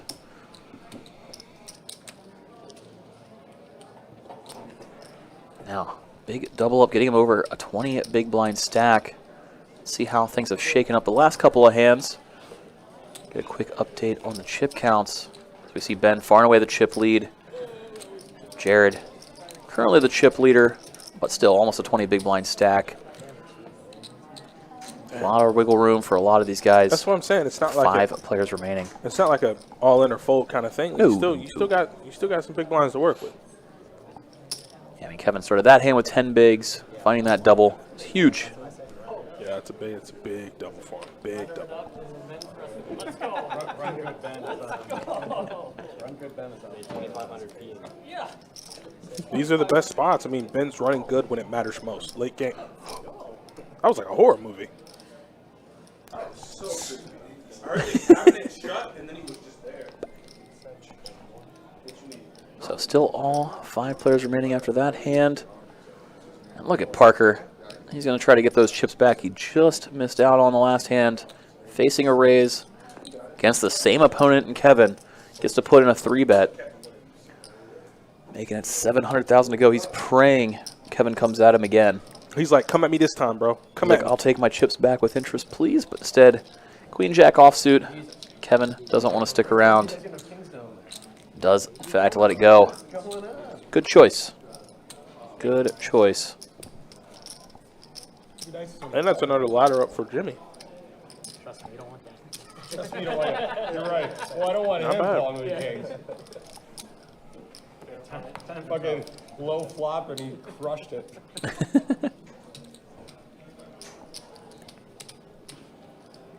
you haven't hold up on any color up since the first 7 minutes.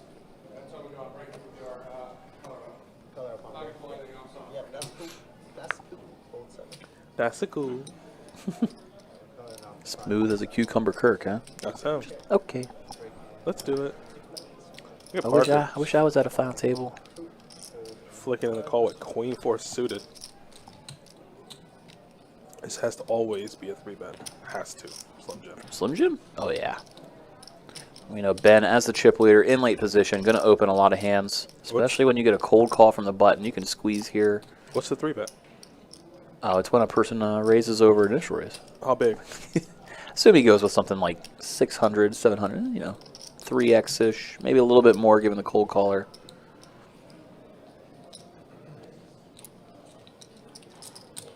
He's not doing it to induce. He's trying to probably just prefer to take it down pre-flop. 850. Oh, my Lord. How much? Yeah, a little over 3x. He was facing 250. Yeah. Got to keep that in Makes mind. sense. These blinds Ben are going up. does have the suited wheel ace and ace-5.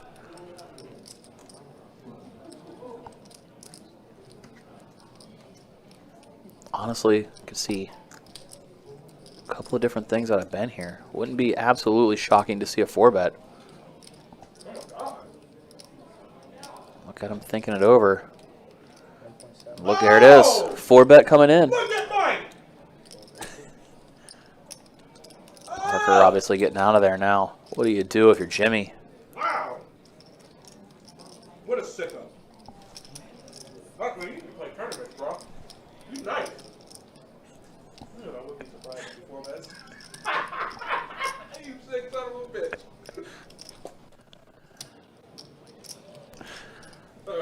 Jimmy now reaching for chips. Hasn't let go of his cards yet. He's doing some accounting maybe. That's the saying goodbye to a pretty hand face. You look back at him before you say goodbye. I was just about to say. Put him into the muck. Can't call. And there it is. Call that a hand funeral, you know? Just like, I'm gonna miss you when you're I gone. miss you so much. Like, you know you're probably good. You just can't do anything about it. No.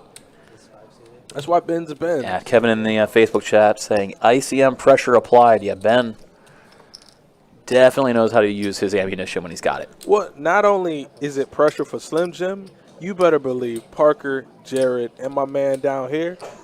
If Ben wins that pot, I'm not saying give up, but damn, it's going to be hard. He did win that pot. Well, no, I'm saying like as far as winning the whole thing, it's going to be hard to win. I mean, when he's got all the he's chips. playing that good, it's going to be hard to win, period. And you're getting the cards? Like, damn. Jimmy just lost a big portion of his stack. Again, Ben opening it up. Slim Jim again with a playable hand. Going to put in the call from the small blind. Definitely going to be a little bit more 3-bet shy after that last one. When somebody just comes over the top of you with a 4-bet, you got a hand, you don't want to see it happen again. Just put in the call. And well, worked out for him as it comes king, king, deuce. Jimmy hitting 3 of a kind. See what Ben wants to do when it checks over to him. Could put out a small continuation bet. If he does, would imagine it'll be very tiny. There it is. This is like watching tennis. 150K, 1/5 the pot.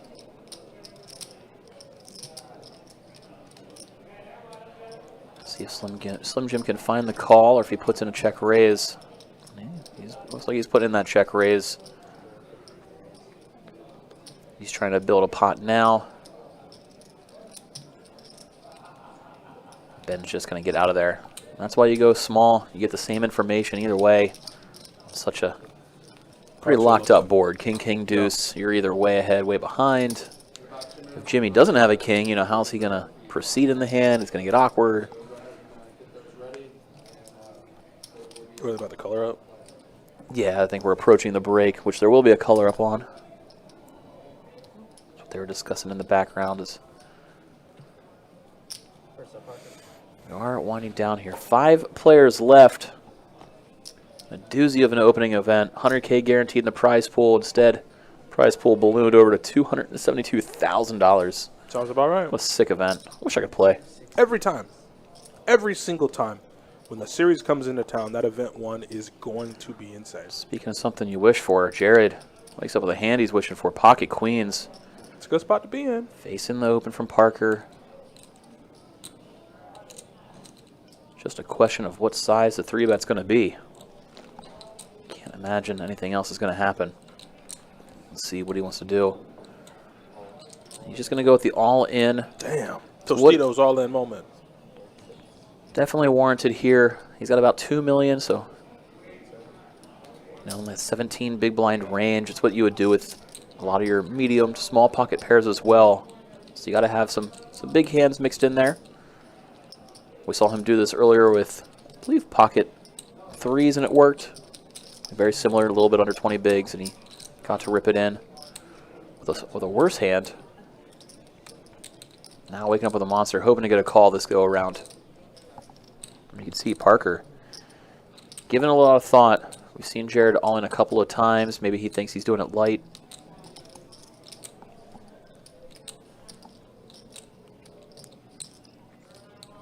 But ace-7 off. Maybe a little bit too far down in the range to put in the call. Yeah, we see Parker let it go. Can't do it. And you heard players will be on a 10-minute break. They're going to be doing a chip color up, which will be a little noisy. So we're going to send you to a quick break. Me and Adonis will sneak away to the bathroom as well, and we'll be back here in just a few minutes. Won't be too long. Hope to see you all shortly.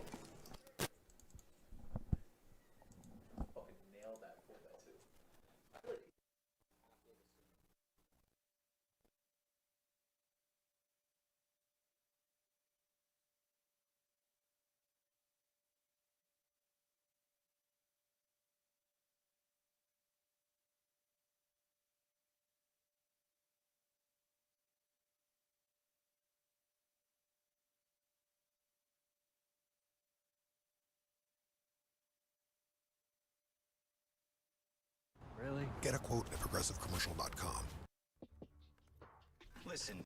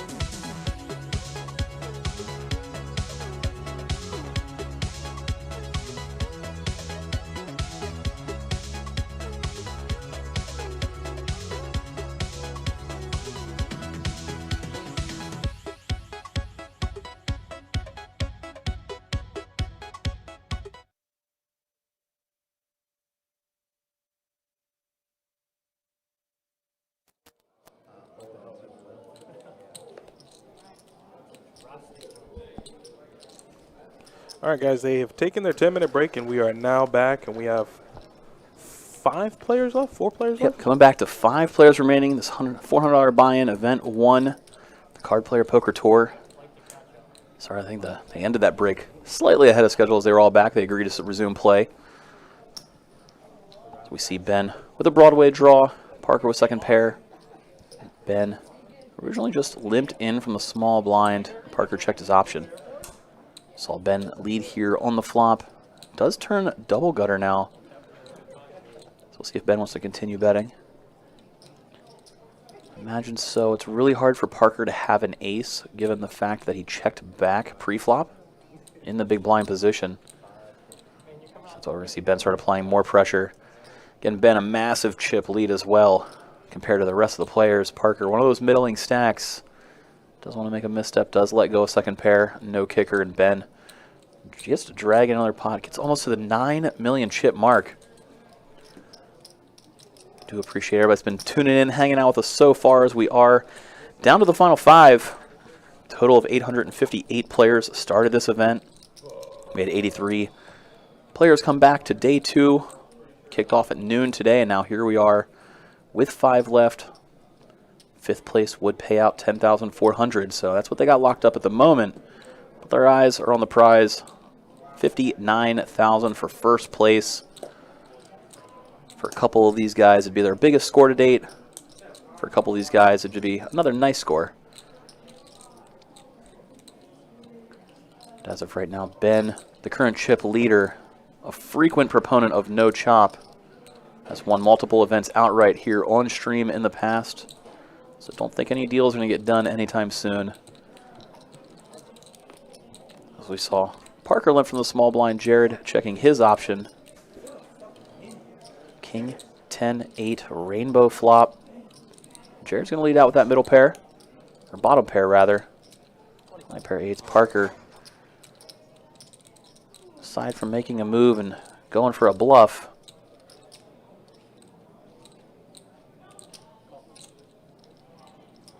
well, Jared does put in the call. See what the turn brings. Now 9 of hearts. So Jared adding open-ended, straight draw, and flush draw with that 9 on the turn. Parker going to slow down. Stops telling that story. He's got a made hand, checking it over to Jared. He's going to check it back. And queen on the river. If Parker tries to rep something here, might get away with it. Instead, checking it over. Jared with bottom pair. Does he want to turn into a bluff or just take his showdown equity? You can see that either way, he is going to drag this pot. He does check it back. So his pair of 8s get to drag this one in. There's a couple of small pots going away from Parker now. Let's see if that frustration starts mounting up as a lot of these players are right around that 2 to 3 million chip mark. Getting on the shorter end of it's going to get a little frustrating.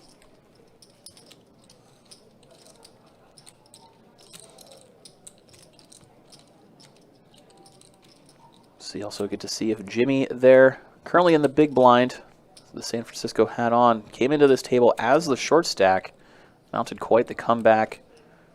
Now one of the bigger chip stacks, see if he can keep that momentum going forward. Meantime, Kevin under the gun, queen jack suited. Gonna see him open things up here with a min raise. Does in fact make it 300K to go, big blind 150. Don't want that min click. So you will see a vast majority of the time the opening raiser will just put in the minimum raise in tournament play. Definitely no exception here at the final table. And they are not overly deep stacked by any means. We're going to see Jim defend his big blind with the 5-4 of diamonds. The flop came down king 10 tray. 2 clubs on board. Kevin open-ended. Has the pre-flop raiser. Gets checked over to him. You can see him assembling a continuation bet. Does fire out. A little under 1/3 pot size continuation. Jimmy's got to let go of his 5 high. Kevin getting some much needed chips. It'll be his big blind on the next hand. Always fun to see everybody out there rooting for their favorite player in the chat. Let us know who you're rooting for. We've seen a good bit of fans out for just about everybody at this final table. Fun to see, fun to hear. Hopefully we can capture a nice moment for one of these players on stream so they can go back and watch it at a later date.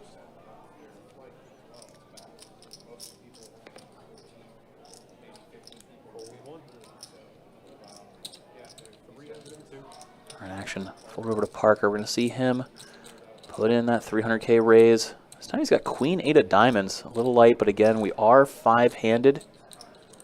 So you have to open a much wider range than you're accustomed to seeing at a full table. Short-handed play, you got to keep the aggression on. Queen 8 suited, definitely playable. But Jared woke up with a monster on the button, Ace King of diamonds.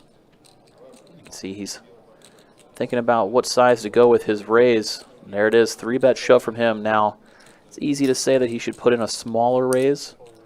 But prior to this, we saw Jared make a lot of all-in 3-bet shoves. And oh my, Parker's over it, putting in the call. We've seen Jared shove against Parker many, many times. And this time he has a monster. I think that dynamic is why Jared went with the all-in size, since he's done it so many times before. It works here. And wow, flop ace high. Parker drawing pretty thin. Did hit an 8, looking for a queen or an 8. Not there on the turn. See if he can find it on the river. And he does not. And just like that, seemingly out of nowhere, we're going to see Parker getting eliminated in 5th place. Jared scooping in a monster pot. Gotta wonder how many times Jared 3-bet Parker came into play there. As it seems, from Parker's perspective, pretty relentless. We got to see on stream, luckily seeing the cards. But Jared usually did it with a pretty real hand. But from Parker's perspective, no way to know that until afterwards. Wow.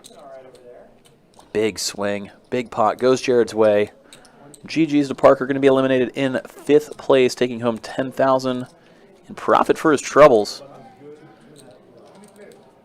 This was a $400 buy-in, and he's taking home a little over $10,400, so not too shabby. 10K profit on the weekend. But suddenly, 4 players left. All 4 of these guys have $14,000 locked up at this juncture. Again, 60K, well, 59. We're going to round up for the sake of it. 59,000 up top for first. Things are getting real now. Only 4 players remain. One of them will be the Event 1 champion. A couple of Jared fans out in the chat. One of them giving him a hard time, asking, when did he get good? Well, he got good enough to put in that call with Ace King. As hard as it is to put it in, obviously, being a little sarcastic, since always nice when you get shoved into shorthanded on a final with a monster. Speaking of monster, you got Kevin with Ace King, his turn with it. This is a button versus blind scenario. So Slim Jim's Ace 9 suited is actually pretty strong to raise from the button with. And now 3-bet comes in from Kevin. This may not be the end of the hand given this dynamic. So back to Slim Jim. And Jim does jam it in there. He's going to get the bad news when he sees Ace King from Kevin. Yeah, it's not good for him. No, not good indeed. Not good indeed. So Jimmy's magical run coming down to trying to hit some spades or a 9, maybe some chop opportunities. That's not the flop for it. He's going to need some help on the turn. Can't a little bit light. And looking for an 8 or a 9 is Jimmy. Not to be with a tray on the river. That's a huge blow to Jimmy's And stack. now, huge for Kevin. Jimmy going to be well the short stack. See if he can make another comeback. He came into this final table as a short stack, so anything's possible.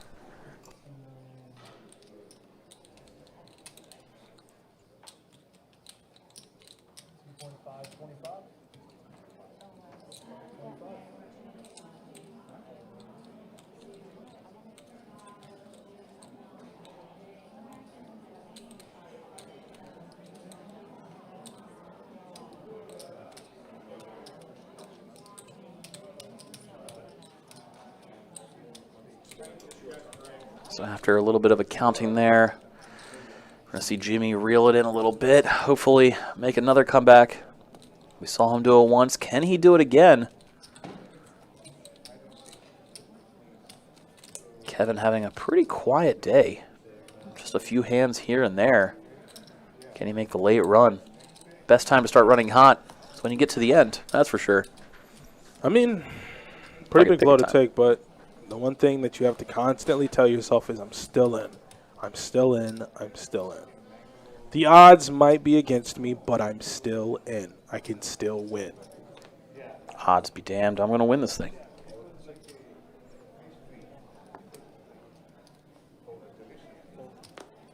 Oh. Well, all All right. in. And he gets 2 folds out of the blind, so a little bit of life yet again. Suddenly, he's flirting with the 2 million mark. He finds a double up. He is right back in this thing.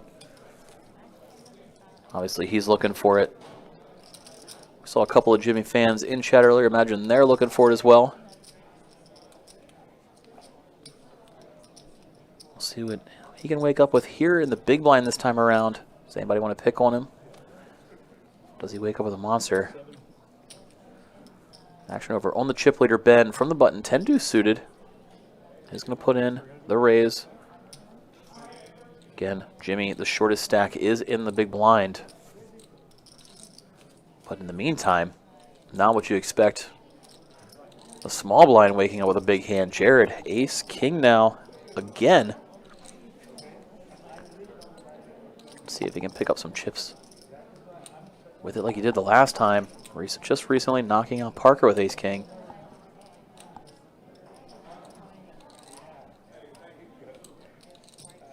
See him weighing his option.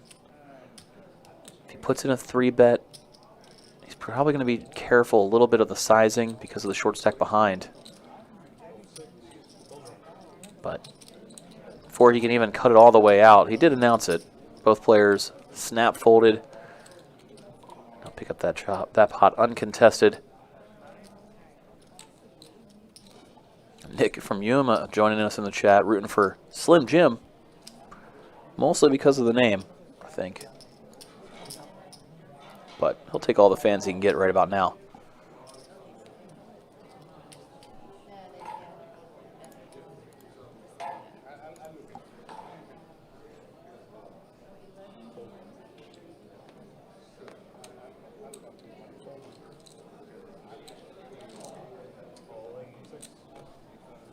All right, Slim Jim trying to steal one here. Jammed the small blind, and oh God, ran right into a buzzsaw. Yeah, this ain't. I've been optimistic this whole time, but you can look at those percentages just like I can. Let's just bring out the GGs in chat now for Slim Jim, because Jack 6 on against Jacks. Well, he's drawing dead. No, 4-5, 4-5. Okay, now he's drawing dead. So there we go. Comeback not to be for Slim Jim. Going to be eliminated here in 4th place. Let's see what he's taking home. He's taking home 14,120. Being a short stack, that's pretty good. Yeah, came into the table as a shorty. Was only guaranteed 46. So almost an extra 10K in paid jumps by spinning it up. Just like that, we're down to the final 3. That's not bad. All 3 locked up 22-5. Heck of a payday. But they're all deep enough. Any one of these 3 could emerge the winner. Slim Jim, join us in the chat, huh? GG's to you, Slim Jim. Heck of a comeback from the short stack starting out at this final. We love you too, bud. Appreciate you coming in. Thanking all the viewers. Hopefully nothing that we said was too terrible if you hit rewind. And if it was, obviously blame Adonis. Right back to the action as Jared raising it up, clicking it from the button with King 9. Kevin out of the way of the small. Looks like Ben relinquished from the big, and Jared gets to drag it in. It's good to know that can happen. Easy decisions. We like easy decisions.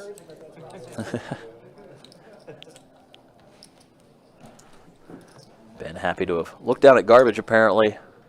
Easy decisions are always a little bit nice. You don't have to think about it. You can just let it go. Yeah, you can rewatch this at the hotel. $14,000 richer. Whew. That's not bad. That's a good bit of Slim Jims.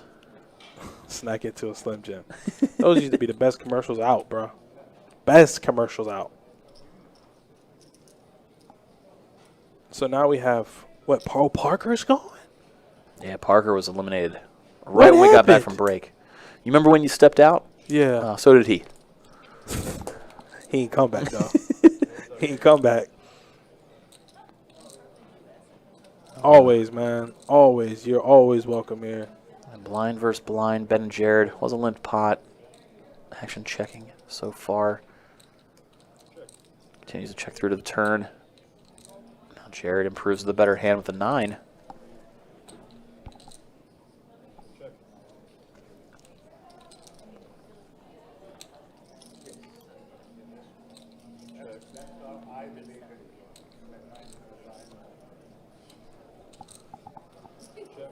River trade changes nothing. Checks back over to Jared. Does he want to put in a little bit of a value bet? He could possibly get looked up by Ben 6s if he does. There it is. He goes with the min bet. That is one big blind and does in fact get called by Ben. Yeah, that don't make no sense. I feel like any hand that he really had on the turn where he had some equity, he would bet. Yeah, I think he got a little greedy there. He could have just checked it back. I mean, think about it. You know, you never bluff and been there in that situation. Yeah, but he actually value bet. He had the best hand, so. Who, Ben? Or no, Jared. no. I mean, Jared. Yeah, he value bet. What do you have, 9-7? Yeah, pair of 9s, beating pair of 6s. Was there a 9 on the board? I'm tripping. Yeah. Yeah, I'm tripping. I need to check my eyes. I don't even wear glasses. Past Adonis's bedtime, ladies and gentlemen. Hey, man, listen. Our apologies. When you have a 2-year-old, you be in the bed early with her. No, it was a pretty good value bet by Jared. Couldn't get paid too much more. Just put out the min click. Take the free big blind. Well, here, limped pot. Jared got a little sneaky. Limping in with ace-jack. He was probably hoping to see Kevin put in a raise, but instead, he checked it back, and we went to a king-4 tray rainbow flop. Kevin, bottom pair. Now Jared's going to start betting. Kevin's going to defend with that bottom pair. Does have backdoor diamonds to go along with it. And now, smashing the turn with the tray of hearts. That's a pretty good turn card. Jared slowing down. Just checking it over to Kevin. Checks it back, hoping maybe Jared fires at the river. Here comes a 6 of hearts. See if Jared does. Continues to check it. Fortunate for him, he didn't decide to bluff theirs. We know Kevin's going nowhere. Now Kevin's just trying to figure out if he can get paid off. And if so, what size to make it. Goes about half pot, a little over half pot size bet. Trying to get some value. Jared has, 4, a king. Possibly river to 6 somehow, something like 5-6. Most likely Jared would look him up with a pair. Again, starting this hand, starting 3-handed. Things really start opening up. Have to start putting in lighter calls at this stage of the event. And honestly, Jared could even be tempted to call with his ace high here. You see it giving him, you see it really thinking about it.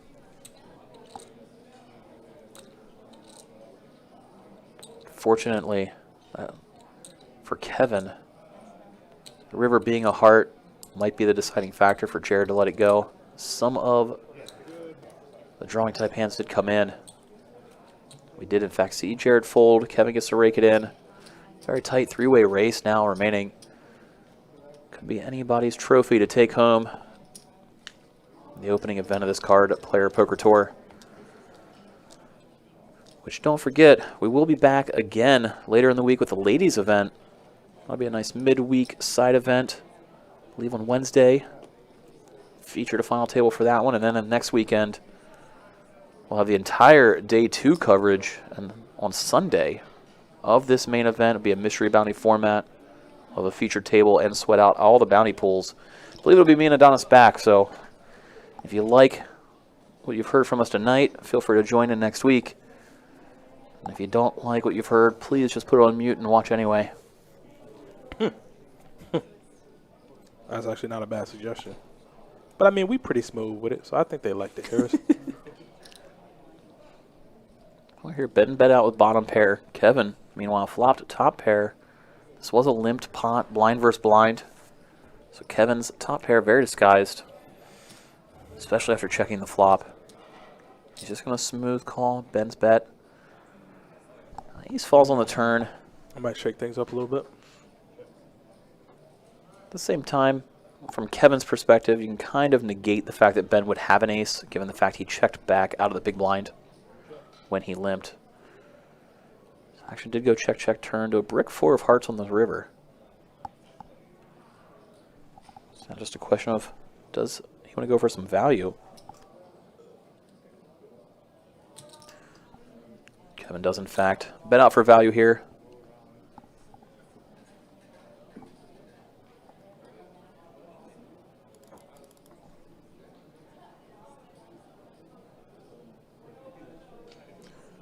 After a little bit of deliberation, Ben does just let it go. No reason to get too frisky there.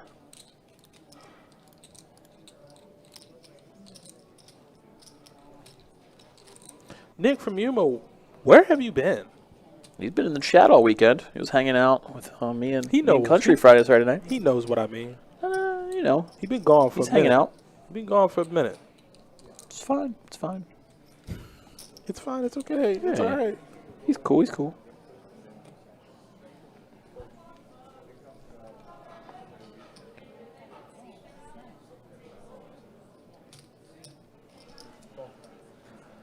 We're going to see Ben limp from the small blind with 10-4. Offsuit variety. Jared. Suited 8 deuce. Gonna check it back. And off we went to a king, queen, 8 flop. 2 spades on board. Things are going to get, yeah, I know. I wish I could have seen Slim Jim too. Ben leads right out on this flop. Jared with bottom pair. Might see him peel at least one street here. Instead, gonna raise it up. Snap fold from Ben. Jared really starting to mix up his play. This three-handed play is going to be Yep. something nice to see. Let's see. I know I want to see myself. Let's see how see their chip stacks. I want to see exactly where everybody is. So you got Kevin here at the top, 50 bigs, 7.5 million. You got Ben there with about 6.8 and Jared with about 6.6. So all of them are pretty close, within about 200 to 300K of each other. All chasing down that $59,000 first place payday. And I don't know if they're going to hit it. Let's see.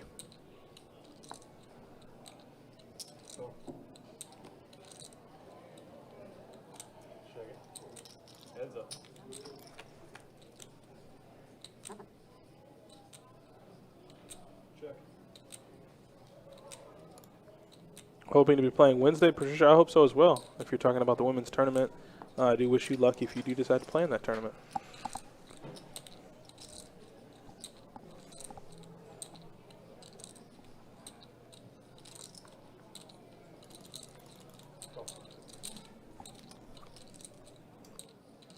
Turns a deuce of diamonds. Ooh, that's going to make things interesting. I mean, obviously kickers played, but Kevin does have a bricked out flush draw going to the river. Yeah, both players with the pair of nines might be happy just to get to showdown. Third pair, but Kevin actually going for a little bit of value there, it looks like. Trying to get looked up by an 8 or deuce. Instead, he's going to see the fact that he valued himself a little bit. It's going to happen from time to time. If you go for thin value, every now and then you're going to value in yourself. If you haven't had it happen to you before, it just means you're not value betting thin enough. Got to find that breaking point. But again, another pot Jared's way. It's been steady and smooth for him so far in three-handed play.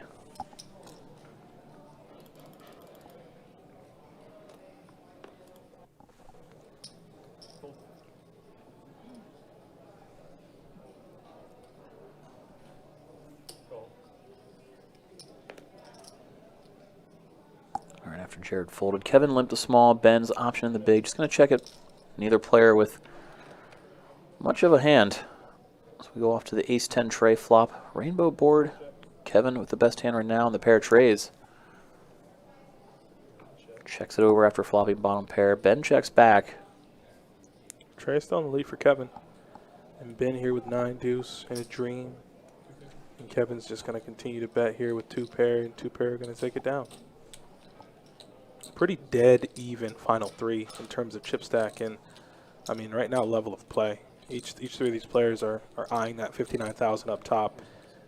I know I would be. Damn right. I'm not settling for less than I deserve. Harold and Harold. There's so many. What is it? Morgan and Morgan? Fair and fair? Morgan's for the people. Come on, man. That's what they've always been about. I don't know which is better. Sinister asking, any deal talks yet tonight? Are these guys not deal types? You won't hear that. First, we haven't heard any of them even peep anything close. We haven't heard a word, have you? If anybody does, Ben in the 1 seat notoriously will play it out. He's like, I don't foresee any deal happening unless they literally forfeit to him because he's won multiple events outright for bigger payouts on stream. I think I saw it one time, and he just goes, "Yeah, I feel like playing it out." Yeah, and it's over. There's nothing else. And wow, speaking of, oh boy, we've seen a lot of limps from the small blind so far. So I think that's why Ben mixed in the pocket kings limp. Jared did fortunately fall for the bait. Jared's been smooth sailing so far. He's going to run into a little bit of a hiccup here. Only good thing is when Ben puts in the raise, Jared's not going to be sticking around with 9-4 suited, I don't think. And Ben goes with the limp raise. You have to mix that in. If you're going to limp the mediocre hands to get to a flop, you got to mix in your monsters just to be able to do this from time to time.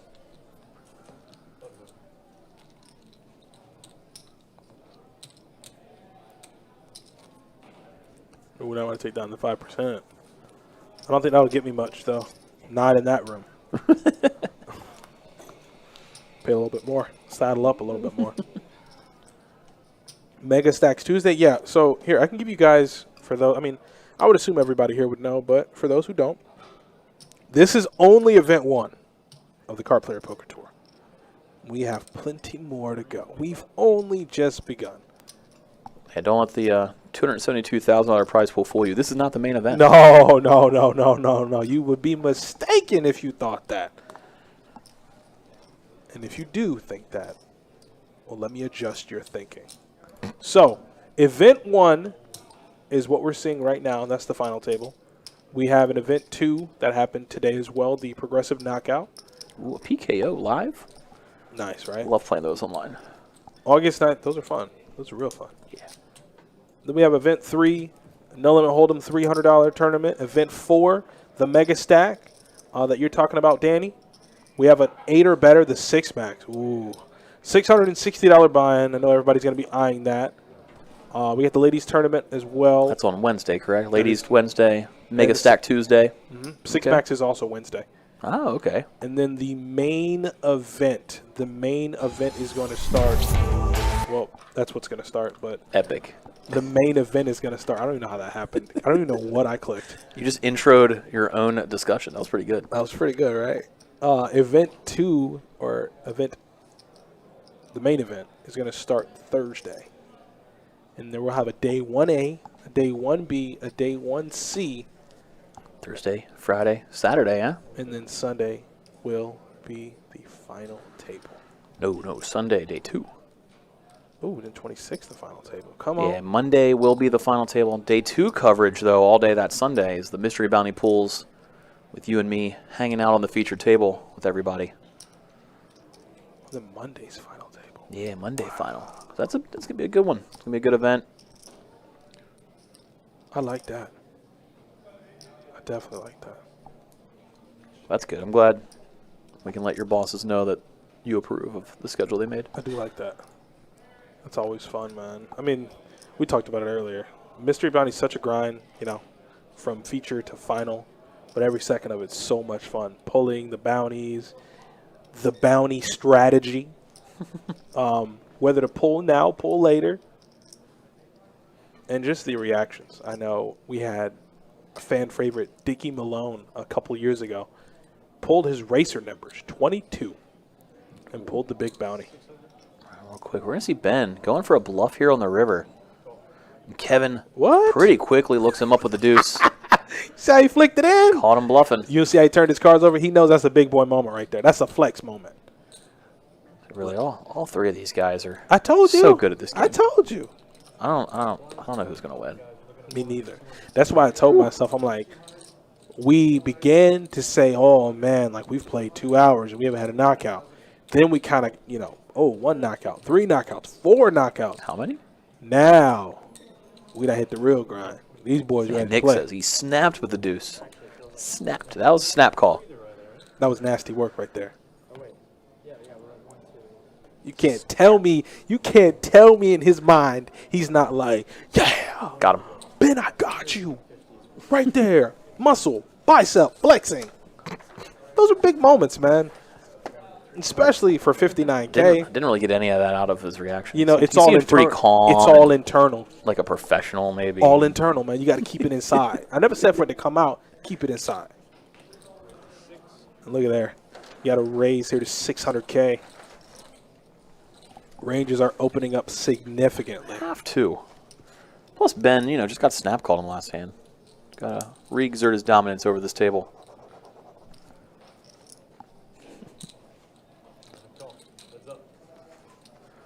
Jared did put in the call, so suddenly $1.5 million in the middle. Jack 8-6 rainbow flop.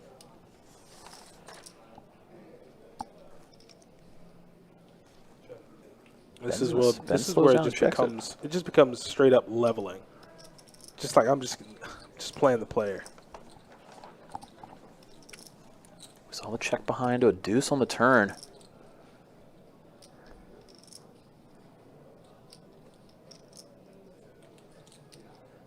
See if Ben wants to put in a delayed continuation bet on the turn card or not.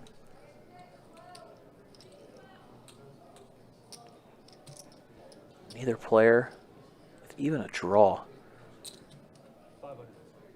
And there it is, 1/3 pot size bet from Ben. Bets 500,000 into the 1.5.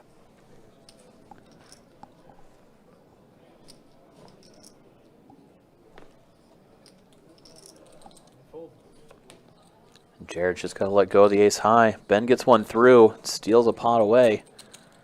Gets some of those chips back from the last hand when he got snap called.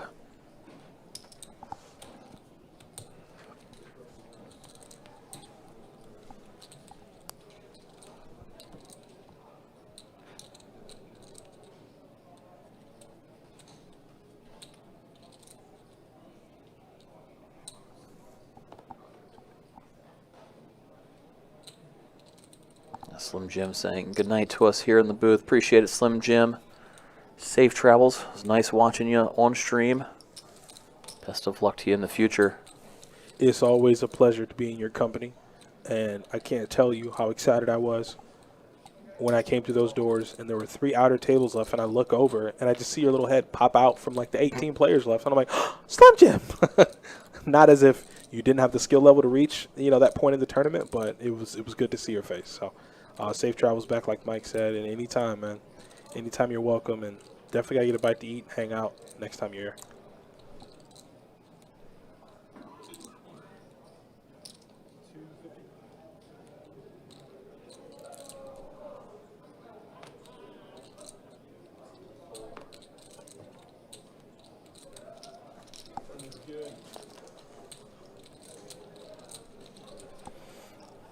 Onward to the next hand. For all of you that are still hanging out with us, we got 3 players left in Event 1 of the Card Player Poker Tour $400 no-limit hold'em tournament, and we're down to our final 3. 800-plus players in the field, and we got the final 3 players battling it out for, you want to know what they're playing for? I'll show it to you. Hey, what they playing for? They're playing for that $59,166. You know how many 4-for-4s from Wendy's I can get for that? For what? 22, 4 for 106? Roughly a lot. Boy, for breakfast, lunch, and dinner for the next probably 3 years, I'm eating 4-for-4. That is awesome, man. What's your, if you don't mind me asking, like, you play tournaments, so I'm pretty sure you've taken down 1 or 2. Yeah. Yep. Appreciate the sentiment. For those who cannot see Mike's face, the side eye followed by the I have lasted what 5 levels. That's where I draw. That's where I draw my tournament. You got to start late reg. But I If am you can gonna last play 5 levels after late reg. I am gonna play that the Labor Day tournament in St. Augustine, Ooh, $300 heck yeah. buy-in, 100K guarantee. So, you guys look out for me. I will be playing in that. I'll donate to the prize pool, as I should say. Sorry. Yeah, he'll participate. Yeah, I'll get it in with like I don't know bottom set against pair and flush draw and draw not on. It's a little bit of pain in that last anecdote.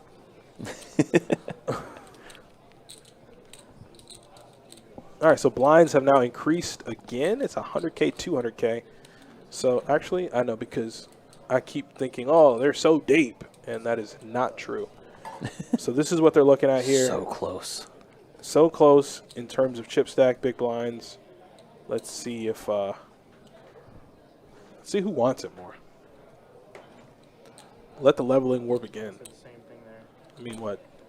Game on. Ben put in the raise. Weird, 'cause you have the button. Jack high. You're first to go. Got a fold out of Jared. Then Kevin goes, okay, very nice play, Ben. Hold my beer. Calls a check raise with a bottom pair. Snaps it off. So all these guys are extremely good at poker. Way better than me, I'll tell you that much. But I'll be out here in these poker streets. I will be. Make a name for yourself one day, kid. Damn it, what movie is that? I don't know. A lot of movies. While I think about it, Jared opens the button. Ben has an ace in the big blind.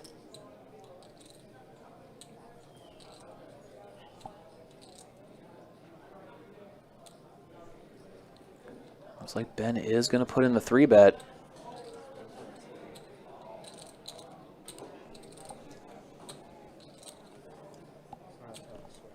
Goes a little hefty. 1.2 million now, the price of admission. And that admission might be a little too high. He might decide I'll just go to the next concert. Same time, he could potentially decide to play this hand in position. You never know. Ben's been active. Jared's got the button. Getting almost 2.5 to 1 to put in the call. Ooh. There it is. Just like that, 2.7 million in the middle.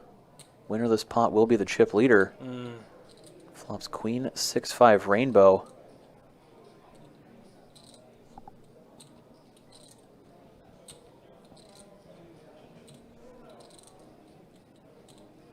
There comes Ben with the continuation bet.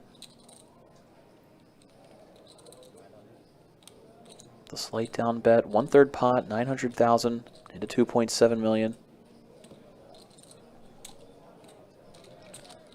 Let me just see Jared let it go and Ben resume the chip lead. Got it right back.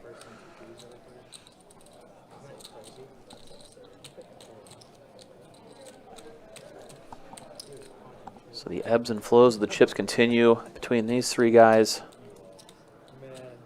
So we're nearing a little bit later in the evening. These guys have been at it for almost 10 hours now. Yeah, because we started back up at what, noon? Resumed play at noon here today. Again, we're coming to you live from BestBet in Jacksonville, Florida. So nearing 10 o'clock here on the East Coast. Had a total of 83 players come back today. Only 3 remain. Now Jared wakes up with a big one. Ace, queen, after Kevin opened the button. Can't imagine a 3-bet doesn't come in.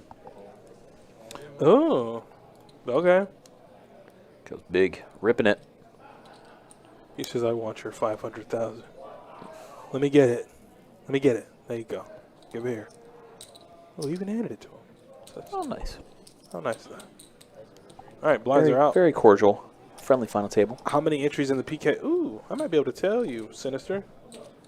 I might be able to. Come Might. on.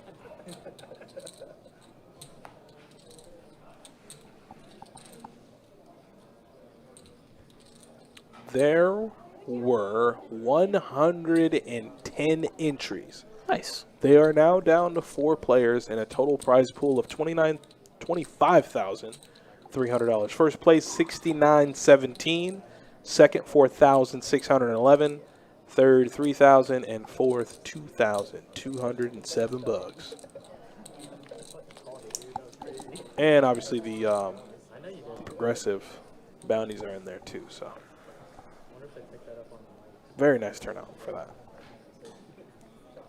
And what I noticed is, players that were busting out in the money from the 400 went right on over. They're like, okay, let's go and free roll this bad boy, run it up.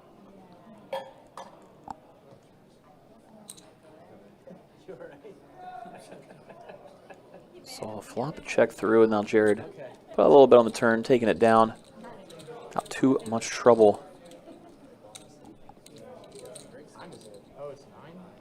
These guys are even losing track of what time it is. You hear that? Well, so if you leave now, by the time you go home and put it on the TV, it'll probably be like right now. And that's time travel. That felt so informative. Like you rounded it all out. Yeah. And that, my friends, is time travel. Yeah. Ben nailed it. Just for anybody unaware, we are here on a half an hour delay. So what you're seeing happen half an hour ago is why Ben was explaining if you left now and drove home, you really wouldn't miss anything because you could start watching pretty much where you left off, talking to his rail. He's got some family over there. It's getting a little late. I think the wife and his mom is hoping. Oh, okay, nice. Yeah. Recently married. Ben decided to tie the knot with a longtime girlfriend. Congrats, congrats. Yeah, he said he told her, I've been gambling all my life, and I'm gonna fully commit to this hand right here. You. That's good. I wish I would have known that. I could have used that one. Your wife would kill you if you put that in the vows, boy. You get up on that altar in front of your friends and family. She might kill me regardless. You never know. Especially if she's tuning in right now. I know. That's why I laugh, because I'm like, she hearing this. Oh, 50-50. You going to find out if it's 50-50 when you get home. Never win a coin flip, Nah. It's more like 60-40. All right, let's go ahead and show. Looks like there they are. There's the smile from Ben. There's the smirk from Jared. All right, they're having a good. Very cordial table. I thought for the duration of the final 3, we weren't going to get a word out of any of them. But they're opening up a little bit now. That's 3 of the quieter ones. Yeah. Started this table. And all 3 trying to zone in. Obviously, you don't want to give up too much info. You just want to focus. Closing this bad boy out. You're so close to winning it. You can taste it. I mean, third is 22K. Oof. You're right there. Not to mention, you can't even, if you're short, you're like, man, I got to make some moves. Man, I got to win some pots. Everybody's dead even in chips. So you don't know. You don't know who's going to do what. Close in chip counts, close in skill. And all 3 of these guys itching to win this thing.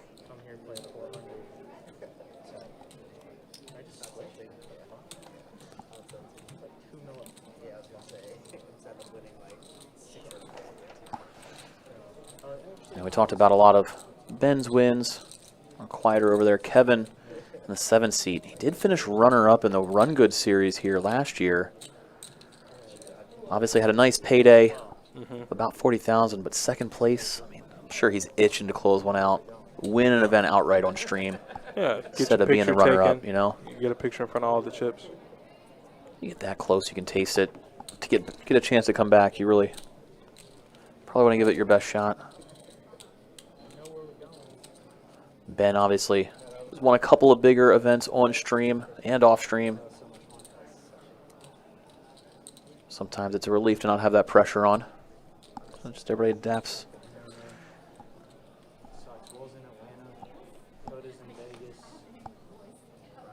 It's just me and Brian.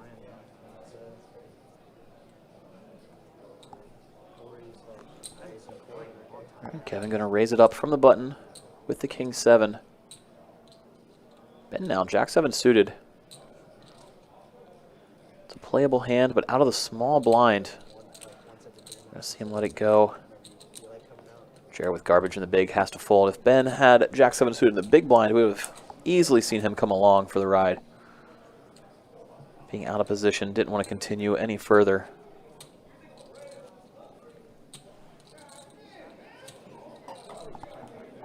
What a difference the small blind versus big blind position makes in spots like that.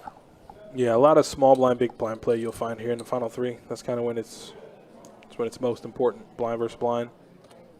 And a lot of people, you'll find themselves, when they do get into these situations, even if it's not final 3, blind versus blind can be a very intricate level of play. So here we see Jared raise it up to 600K. And Kevin here with a suited king in the big blind. That's when the solver mindset comes into play, where you're like, all right, suited kings, suited aces, suited queens here in the big blind. Might not even be just a call, but might be a 3-bet. You see Kevin fold king 6 suited to Jared's open.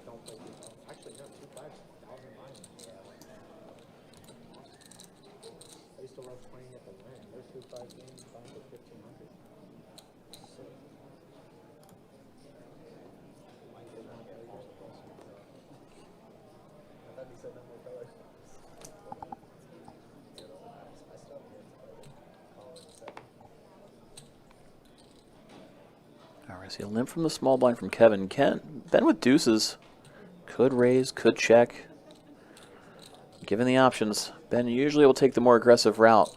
This time no exception, puts in the raise, which Kevin calls the 500K. That's a pretty good flop. Let's see, jack 8 tray, 2 hearts.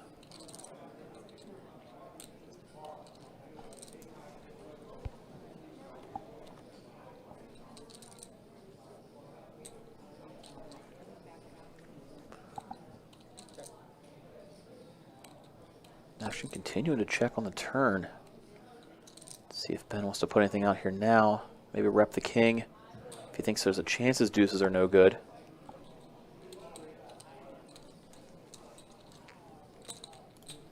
Well, you don't need that deuce, otherwise I doubt Kevin's going to be folding. So But the front door flush draw did complete on the river, so he does have the 10 of hearts. just a question of whether Ben wants to fire a big bet here, knowing that his deuces are no good, or if he thinks there's a chance they are good. Checks it back, yep. You hear him announce it. Felt as though Kevin either had a jack or maybe a missed straight draw. Didn't think he could bluff him off of a jack. Hoping that maybe, just maybe, his deuces were good. He got the bad news that they were not.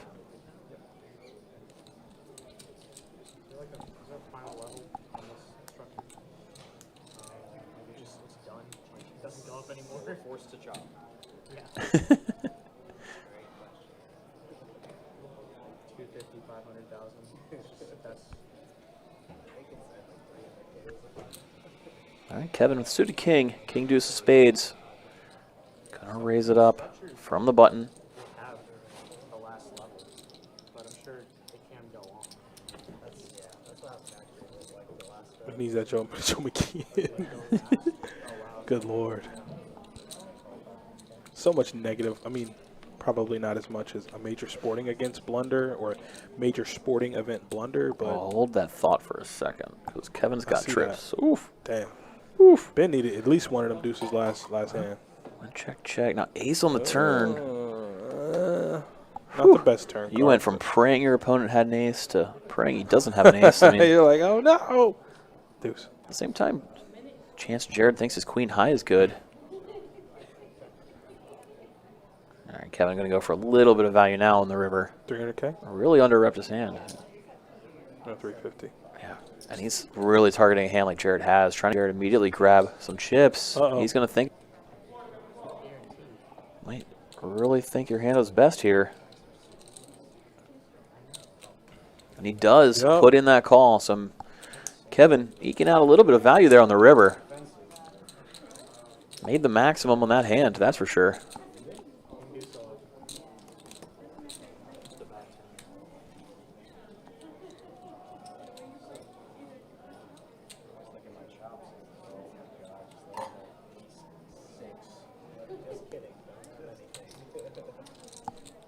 King high. Oh, wait.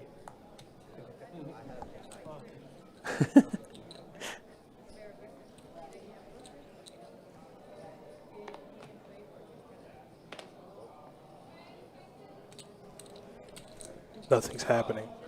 It's like the little stick figure with the twig. Like, do something. Chips just move one place, then move back the other. It's Saw the flurry of knockouts. It's the ebb and flow of a tournament. You have that many bust out in a row. Those chips get thrown in everybody else's stack. We saw not too long ago they were all, what, 30 big blinds deep? I mean, tournament play, it's a nice chunk of change. yeah. I mean, right now 5 bigs is $1 million in chips. So, whew, that's it. Seems like they're effective, but obviously tournaments, I got to keep in mind amount of big blinds.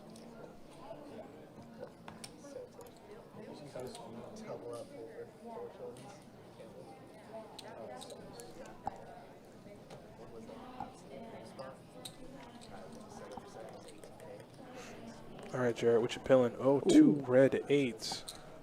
Raises it up to 400,000. Just a min click. See Kevin getting out of there with suited connectors. Didn't want to play it from the small blind. Could have easily seen him put in a call. Ben looked down at complete garbage. Couldn't even defend his big blind. I was gonna say he had 400K in there. Wouldn't take much to defend his big blind there. It was like 10 deuce. No. Yeah, nah.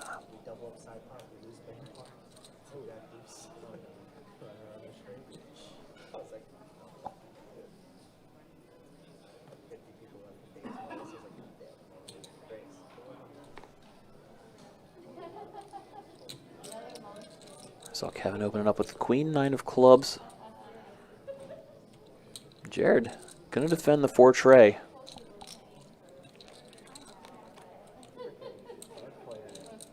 Wow, what a flop Kevin gets. 10-8, 7-2 clubs, open-ended straight draw with the flush draw. Yeah, but he didn't get the other part of that magical equation, and that's having his opponent flop something. Yeah, Jared just 4 high unless he decides to really make a move out of nowhere. Won't see any further action in this hand. But he's thinking about it. Came to the right conclusion, just lets it go. So we do continue on 3-handed here. From our Event 1 Card Player Tour coverage. 3 players left.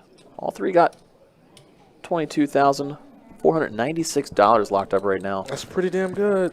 It's a lot of 4 for 4s. So Donis pointed out. I think to those who are supportive and who are rolling with these 3 players throughout their poker journey, that's gonna be a real nice dinner. What did Danny say? Danny said, "Hey, when you get back, I want a birthday drink because you can afford that now."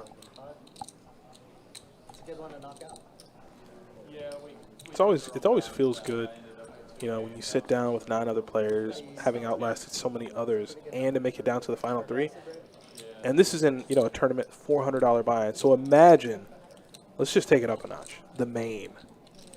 Being like, hey, I'm going to fire a bullet at the main this year. I know I've played the last 3 or 4 years.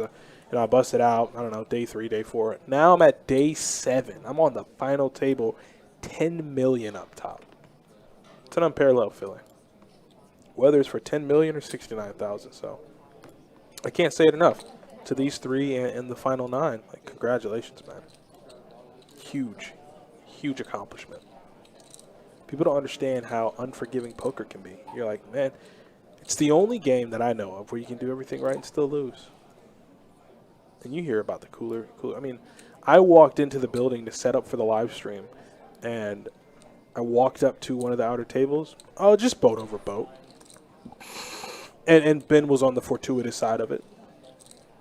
So it's impressive to outlast other players. And speaking of Ben, he's going to go ahead and bump it up, 3-bet it to $1.4 million to play. I made it sound like it's a rather large 3-bet, but it's in flow. the correct sizing. We have reached that point of the tournament. And oh my, Jared all in. And Ben what about that? called. And suddenly, Lord Jesus. huge. Oh my God. Huge pot. I don't know if he should have done that. Suited ace. There we go. 8 high flop. Not the pair Jared was looking for, but now any ace or 8 would get him there. Oof. Never mind as Ben hits the 10 on the turn, and he's going to send Jared home. Lord Jesus. 13 million. That disparity in chip lead is now grown further. So Jared going to be heading back to Pooler, Georgia with $22,496 for his troubles. Ain't nothing wrong with Heck it. of a run to you, Jared. Get the GGs out in chat. I believe this is Jared's biggest score to date. Biggest cash we've seen him receive yet. So congrats to you. And suddenly we got Ben. Tell me if you've heard this before. Ben, heads up with a chip lead for an event win. That's where we are going to be setting up here. Might take a few minutes to move the chips around, get the table set. We're going to be down to heads up play. Both players with 36,400 and change locked up. Obviously 59,000 sitting up top for first. Yeah, so once they go ahead and get these stacks made correct and move around some things, we're going to take a short break while they do that. I doubt you guys want to see this happen. And then we'll be back in about 10 minutes. So keep it locked, guys. We'll be right back.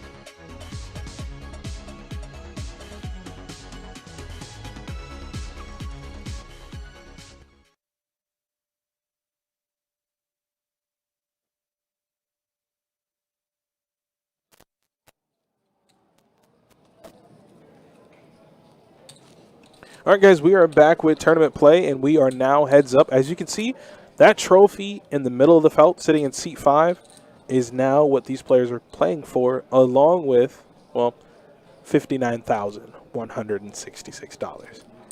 So we have our final 2 players, Kevin and Ben. Now, as Mike did say earlier, Kevin finished 2nd in the Run Good series. Event number 1. Oh, boy. Just last year here. So a little deja vu potential. Let's hope he can hold. Obviously, he's probably looking to win this one. It was nearly the same payout structure, an opening event, so it's very, very similar feel right now. 36K locked up. Might as well be 40. I mean, pretty much the same thing, yeah. All right, he's got to go through a momentous. I mean, look at this stack that Ben has. It's a stack.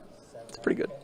But, I mean, if Kevin doubles up, he is the chip lead. She could swing that fast. And He's got to get through Ben to do it. once you get to heads up, I mean, anything can happen. We've seen it swing fast and furious before. We've also seen heads up battles last a little bit of time before, so we'll see which way this one goes. I'm excited to see it. Oh, flopping top 2, heads up, in a 3-bet pot, or excuse me, single raise pot. Still, though, 1.6 in the middle. It feels really good to have top 2. Oh, yeah. Gutter ball. Action did go check, check. Kevin's going to start trying to build the pot now, throwing out a bet.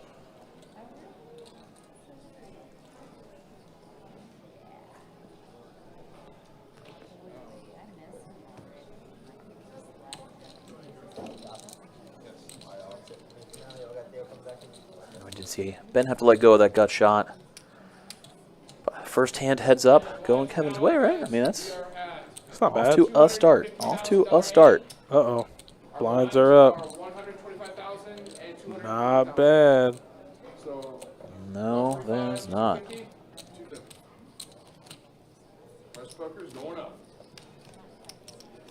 That's true. Price of poker done gone up, boys and girls. So 125 in the small, 250,000 in the big. So each time the player is the big blind, they're going to have a $500,000 in chips just dead.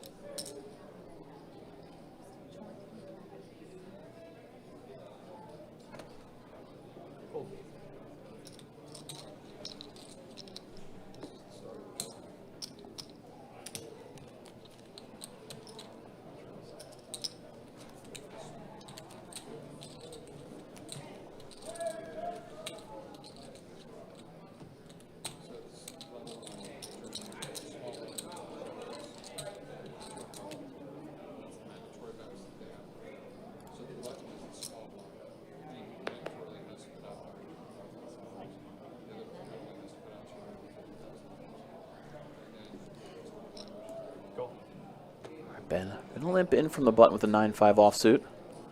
Gives Kevin the option. Looks down at a pocket pair. That's gold here. Yeah, I'm gonna raise it up. Heads up. A That pair is pretty nice. Ben did have to let it go, and Kevin dragging another one. Small, but they all help.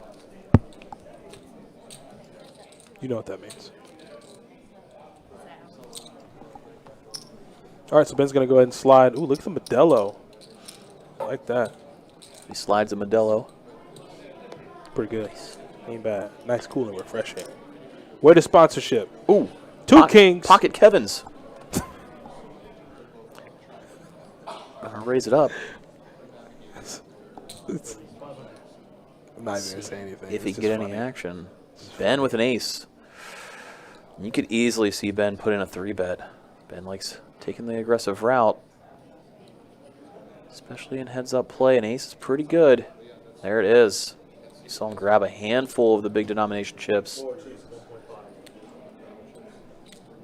That 1.5 million. Look at him. Kevin's like, How do you contain your excitement? How do you want to proceed to? Just- Do you want to trap in case he's bluffing? keep licking his lips like, I like that. Hard not to like it. Yeah, because if you're 4-betting here, like, you got it. Heads up. I like just calling. So he might Might be tempted to do so in position against an aggressive opponent. And that's what we're gonna see if he does. The more he thinks about it, though, the more like weird it looks. Yeah, no, man, you're not gonna get it. I think you're right, especially after taking that long. Just go ahead. Go with the all-in. Looks a little too Hollywoody if you flat. Mm-hmm. Now Ben asking for a count. What? I mean, he's got ace-5. It's not nothing.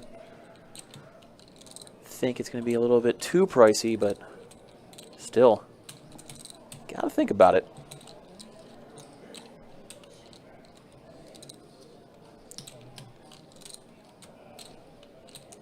Can never go wrong asking for more information. Really thinking about your decision.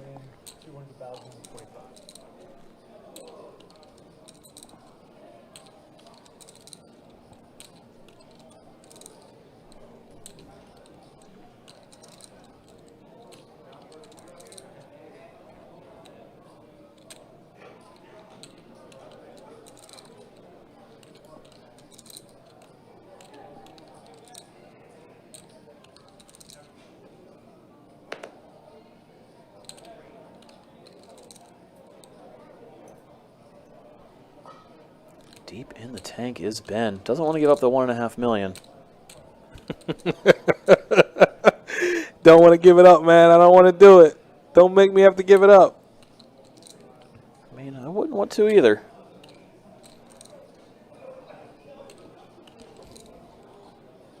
I mean, this would be crippling. Like, he's all in for $8 million.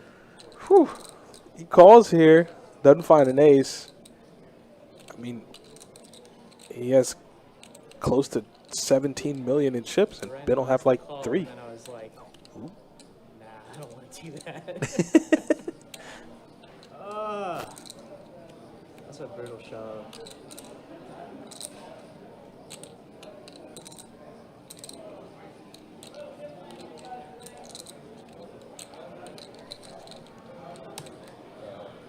My gut tells me it's a tight fold.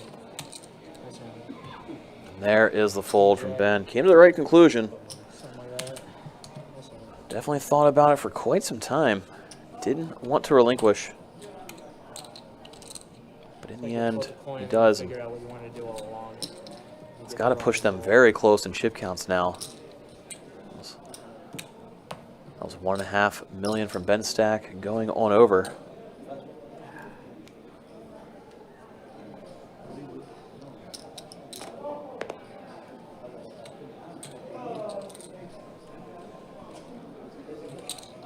Raise to 600.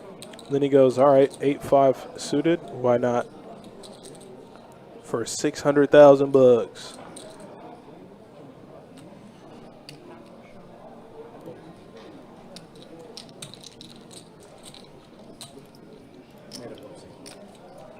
Two.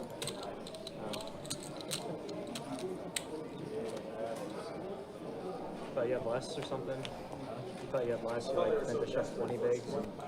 Found out you had 35. What am I doing? It worked out, man. Last guys, these guys rubbed off on me. If you had, 20s, obviously snap an ace. Yeah. These are small. A little bit of insight there from Ben. Doesn't talk a lot at the table. Ridiculous call. Raise to 500.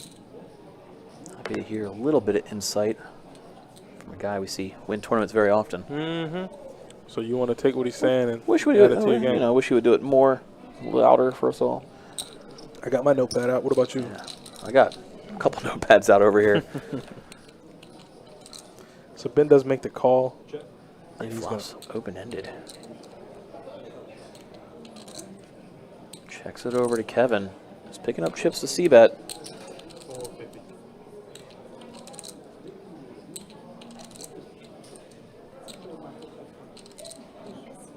Goes right around half pot, a little less than half pot.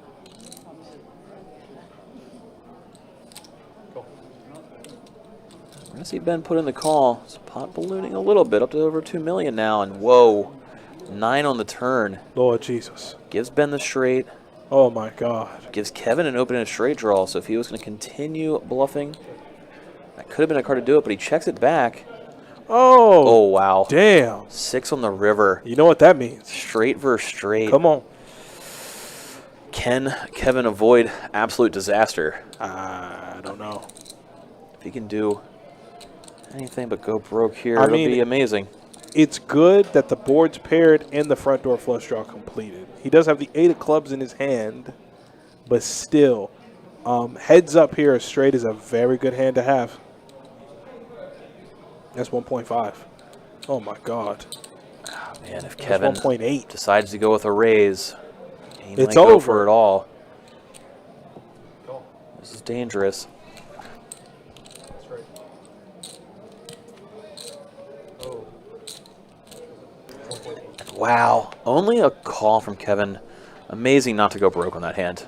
And he's still obviously crippled a little bit, Oh, but so impressive to not go broke. Yeah, you kind of have to find the positives in a huge negative, right? Like, oh, man. You know, Ben doesn't get nearly the action he does on such a disastrous river card for Kevin. But like you said, I think it's important there to know that he didn't go broke. Could have raised there. Crazy to not go broke there. Simmer down back there. And with that sizing, if he was going to go with a raise, it would have been big. All right, so let's just look at chip stacks. I know they're probably coming in pretty quick, but we can just take a quick peek at them.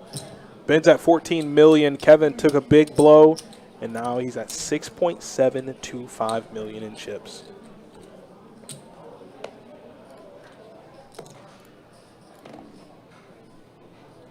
Whew. Raise 6 of them. Oh, tabled one during COVID and like had like all my friends weren't working and stuff, so they all freaking came. There were like 30 people back there. I felt so bad for everyone I was playing against because every time I won a pot, it was just like Oh, no, I wouldn't feel bad at all. That's my support system. Ben referencing the pot, they'd just be like, 2021 card player main event. So this poker tour, but back in 2021, one of the first events I believe we had post-COVID. Ben shipped that main event. Like he said, huge support on his rail. It was a little loud from what I remember. Very. People were pumped. He took home almost 160K that time around. I mean, the Pretty good. The boy's just good at poker. You hear me? He's just good at poker. Which actually I found out through one of the games that I was dealing here. I believe it was 25-50. We had Emil Hirsch in the game. And I didn't know at the time. Now I do. He has a film coming out September 13th. Really? Yeah. Time out. Ben's got aces. Hey, hold on. Hold up. Mom, go get the camera. Well, Oh. Kevin with 4 deuce. Wait. Ben went sneaky, Yeah. trying to go for the limp raise. We saw him do that earlier too, and wow, 4 on the flop. Uh-oh. So a pair for each. Obviously, Ben's aces are far and away better. I think that goes without saying as Kevin checks it over. Ben is going to throw out the bet. Can't imagine Kevin's going to fold with bottom pair. Sure enough, he does put in the call.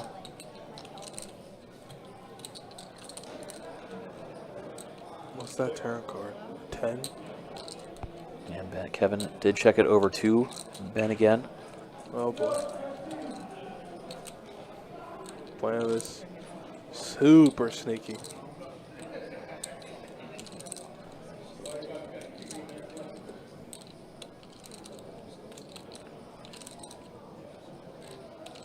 Just a matter, what does Ben want to target with his bet size? Goes a little bit bigger here. The fold. Yeah, snap fold. Kevin could stick around bottom pair. Ben was obviously targeting a king or 10. Maybe even an 8 would have to come along for one more street. See what the river brings. So, yeah, I dealt to him for the entire weekend. Really nice guy. One of the movies he was featured in, Into the Wild. I read the book and I watched the film. He was nominated for an award in his lead role in that. But he tweeted the other day, he goes, hey, so I've been doing research and trying to look into getting myself prepared for this role. And his role is a prominent poker player in his movie coming out September called Dead Money. And it ain't bad. The trailer looked real good. Like, it's the whole, like, shades, glasses, and, like, oh, man, when you get on the felt, the idea is to win the game. Like, that kind of. Well, You didn't make it sound very good. The idea is to win the game. I mean, it was sounds like one of those bad poker movies. But I mean, if he was here playing, I imagine it's going to be better. Like sometimes when Hollywood gets involved, it's not people that have played before. And that's what I thought. And then I watched the trailer. It was about 3 minutes long. And while he played here, he didn't play bad at all. He actually played really well. It was a 25-50 game, so he held his own. And he just recently played on Hustler Casino Live. He won. He lost 100K the first day, and he ended up booking a 10K win. All right. He was down about 200. He then told the world that the producers of the movie bought him into the Hustler Casino game for 100K. I was like, oh, okay. That's for research. Here, oh, this is a lot of research we right got here. Kevin with bottom pair and Ben with open-ended. This was a limped pot pre. So when Kevin checks it over, imagine Ben's going to throw out a bet here with the open-ended straight draw. Both players holding backdoor clubs. Yeah, club would just be really bad because then both players are going to want to, see the hand out further. We did see the call. Now ace on the turn. See if either player wants to rep it. Ben's still open-ended. Kevin does have a pair. If you remember, Ben tried to bluff Kevin earlier when there were 4 remaining. He called him off with bottom pair pretty quickly. So. True. Wonder if Kevin might be thinking Ben's full of it again. But there's 600,000 reasons why he's not. What he would do is a value bet. We're going to see Kevin let it go. Is Ben stealing another one? Yeah, slowly the chips are amassing in Ben's corner. Kevin's going to need to find himself winning a hand here pretty soon. Otherwise, the witching hour will be approaching.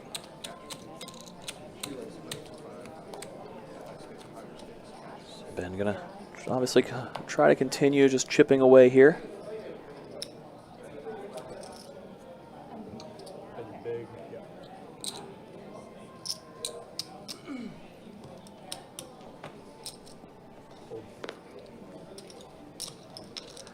Does so again, taking another one down pre. Things have seemingly gone Ben's way. Momentum kind of in his favor right now. I had ace 5 off in that hand. Ben still. What's that? We'll find out later. That's gonna be a stain. I'm gonna call. Every time I see you, I'm gonna call you that now. Whatever it ends up being. In the middle of the hand, I'm like, if he doesn't bail me out, I call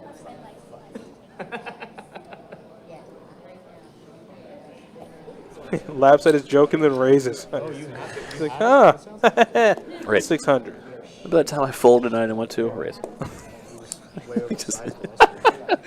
Like, I've got too caught up in pleasantries. Raise.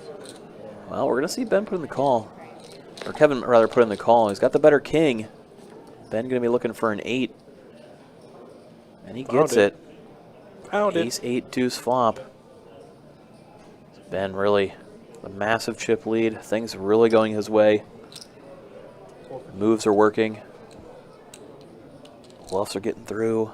Hitting the cards you need. It's not bad. Going to be hard to stop him. Sure enough, 1.9 million goes right on over to Ben. Slides right into that huge stack. Yes. He's got a king. Calling it. What was it? I 3-bet before that? Calling the right size 4-bet. What do I do? Name click it? You got a position? I feel like I got a flat there. Wait, did I limp re-raise or did you? I'm out of position, right? You can. I think you raised. I 3-bet. Yeah, in position, you can definitely min click it. This short. I like how they're just having like a small little coaching session while they're just like raising each other. Like, yeah, you probably could have did that. Yeah, you could. It's nice. Very cordial. Very friendly table.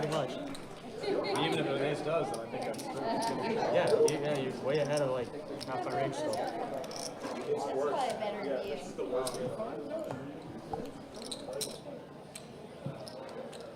I got away from that screen.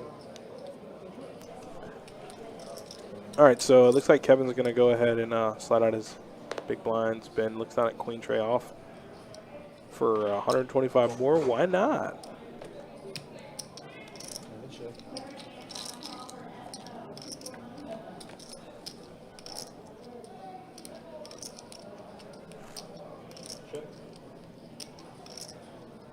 Top pair for Ben. Oh boy. 250.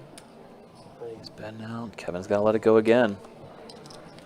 At this point, Pain. any motion to fight back is just going to be purely all in from Kevin.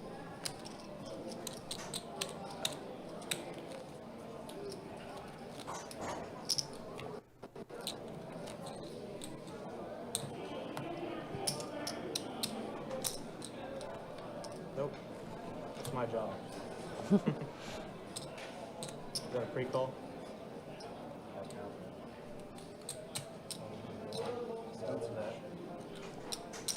You want a pre-call? Nope.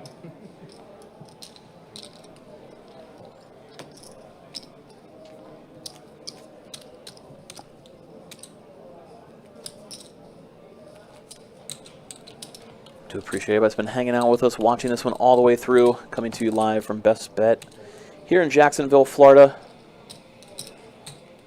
We are now heads up in the event 1 of our Card Player Poker Tour. $400 buy-in. These guys are playing for $59,000 for first. Yeah, that 36, they don't got their eyes on it. Yeah, I mean, they already got the 36K locked up for coming in second, so it's all about winning it now. Oh, boy. Here we go. Kevin's got a hand that he can Here we definitely rip go. it in Ben's with. not folding. Come on, man. It's a king. He's got 17 million. King 5 off? He's It's not close. folding. But probably not. I'm probably going to try to just close this thing out. It's a close spot, though. You can see Ben very studied. Would have snap called if it was a snap call. Would have snap fold as a snap fold. And he does, in fact, put in the chips to call. That'll be good. Like you thought. So here we go. Off to See the if races. Kevin's 9s can hold. Ben looking for a king And only to a wrap king. this thing up. Maybe 2 5s. And wow, king on He the doesn't have flop. to wait on it. Disaster for Doesn't Kevin. have to wait on it.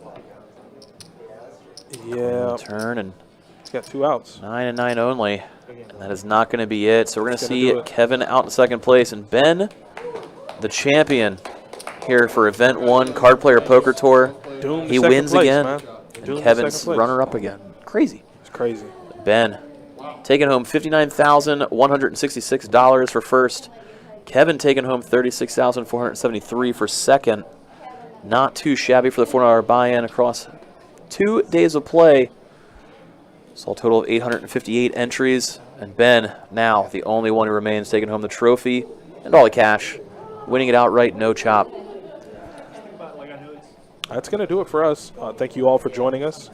Congratulations to Ben. Congratulations to all Final 9 players. And like I said, this is just Event 1. We are just getting started. We will see you guys back here next week. Have a great night. Be safe. Was it straight over straight? I didn't see his hand. What do you have?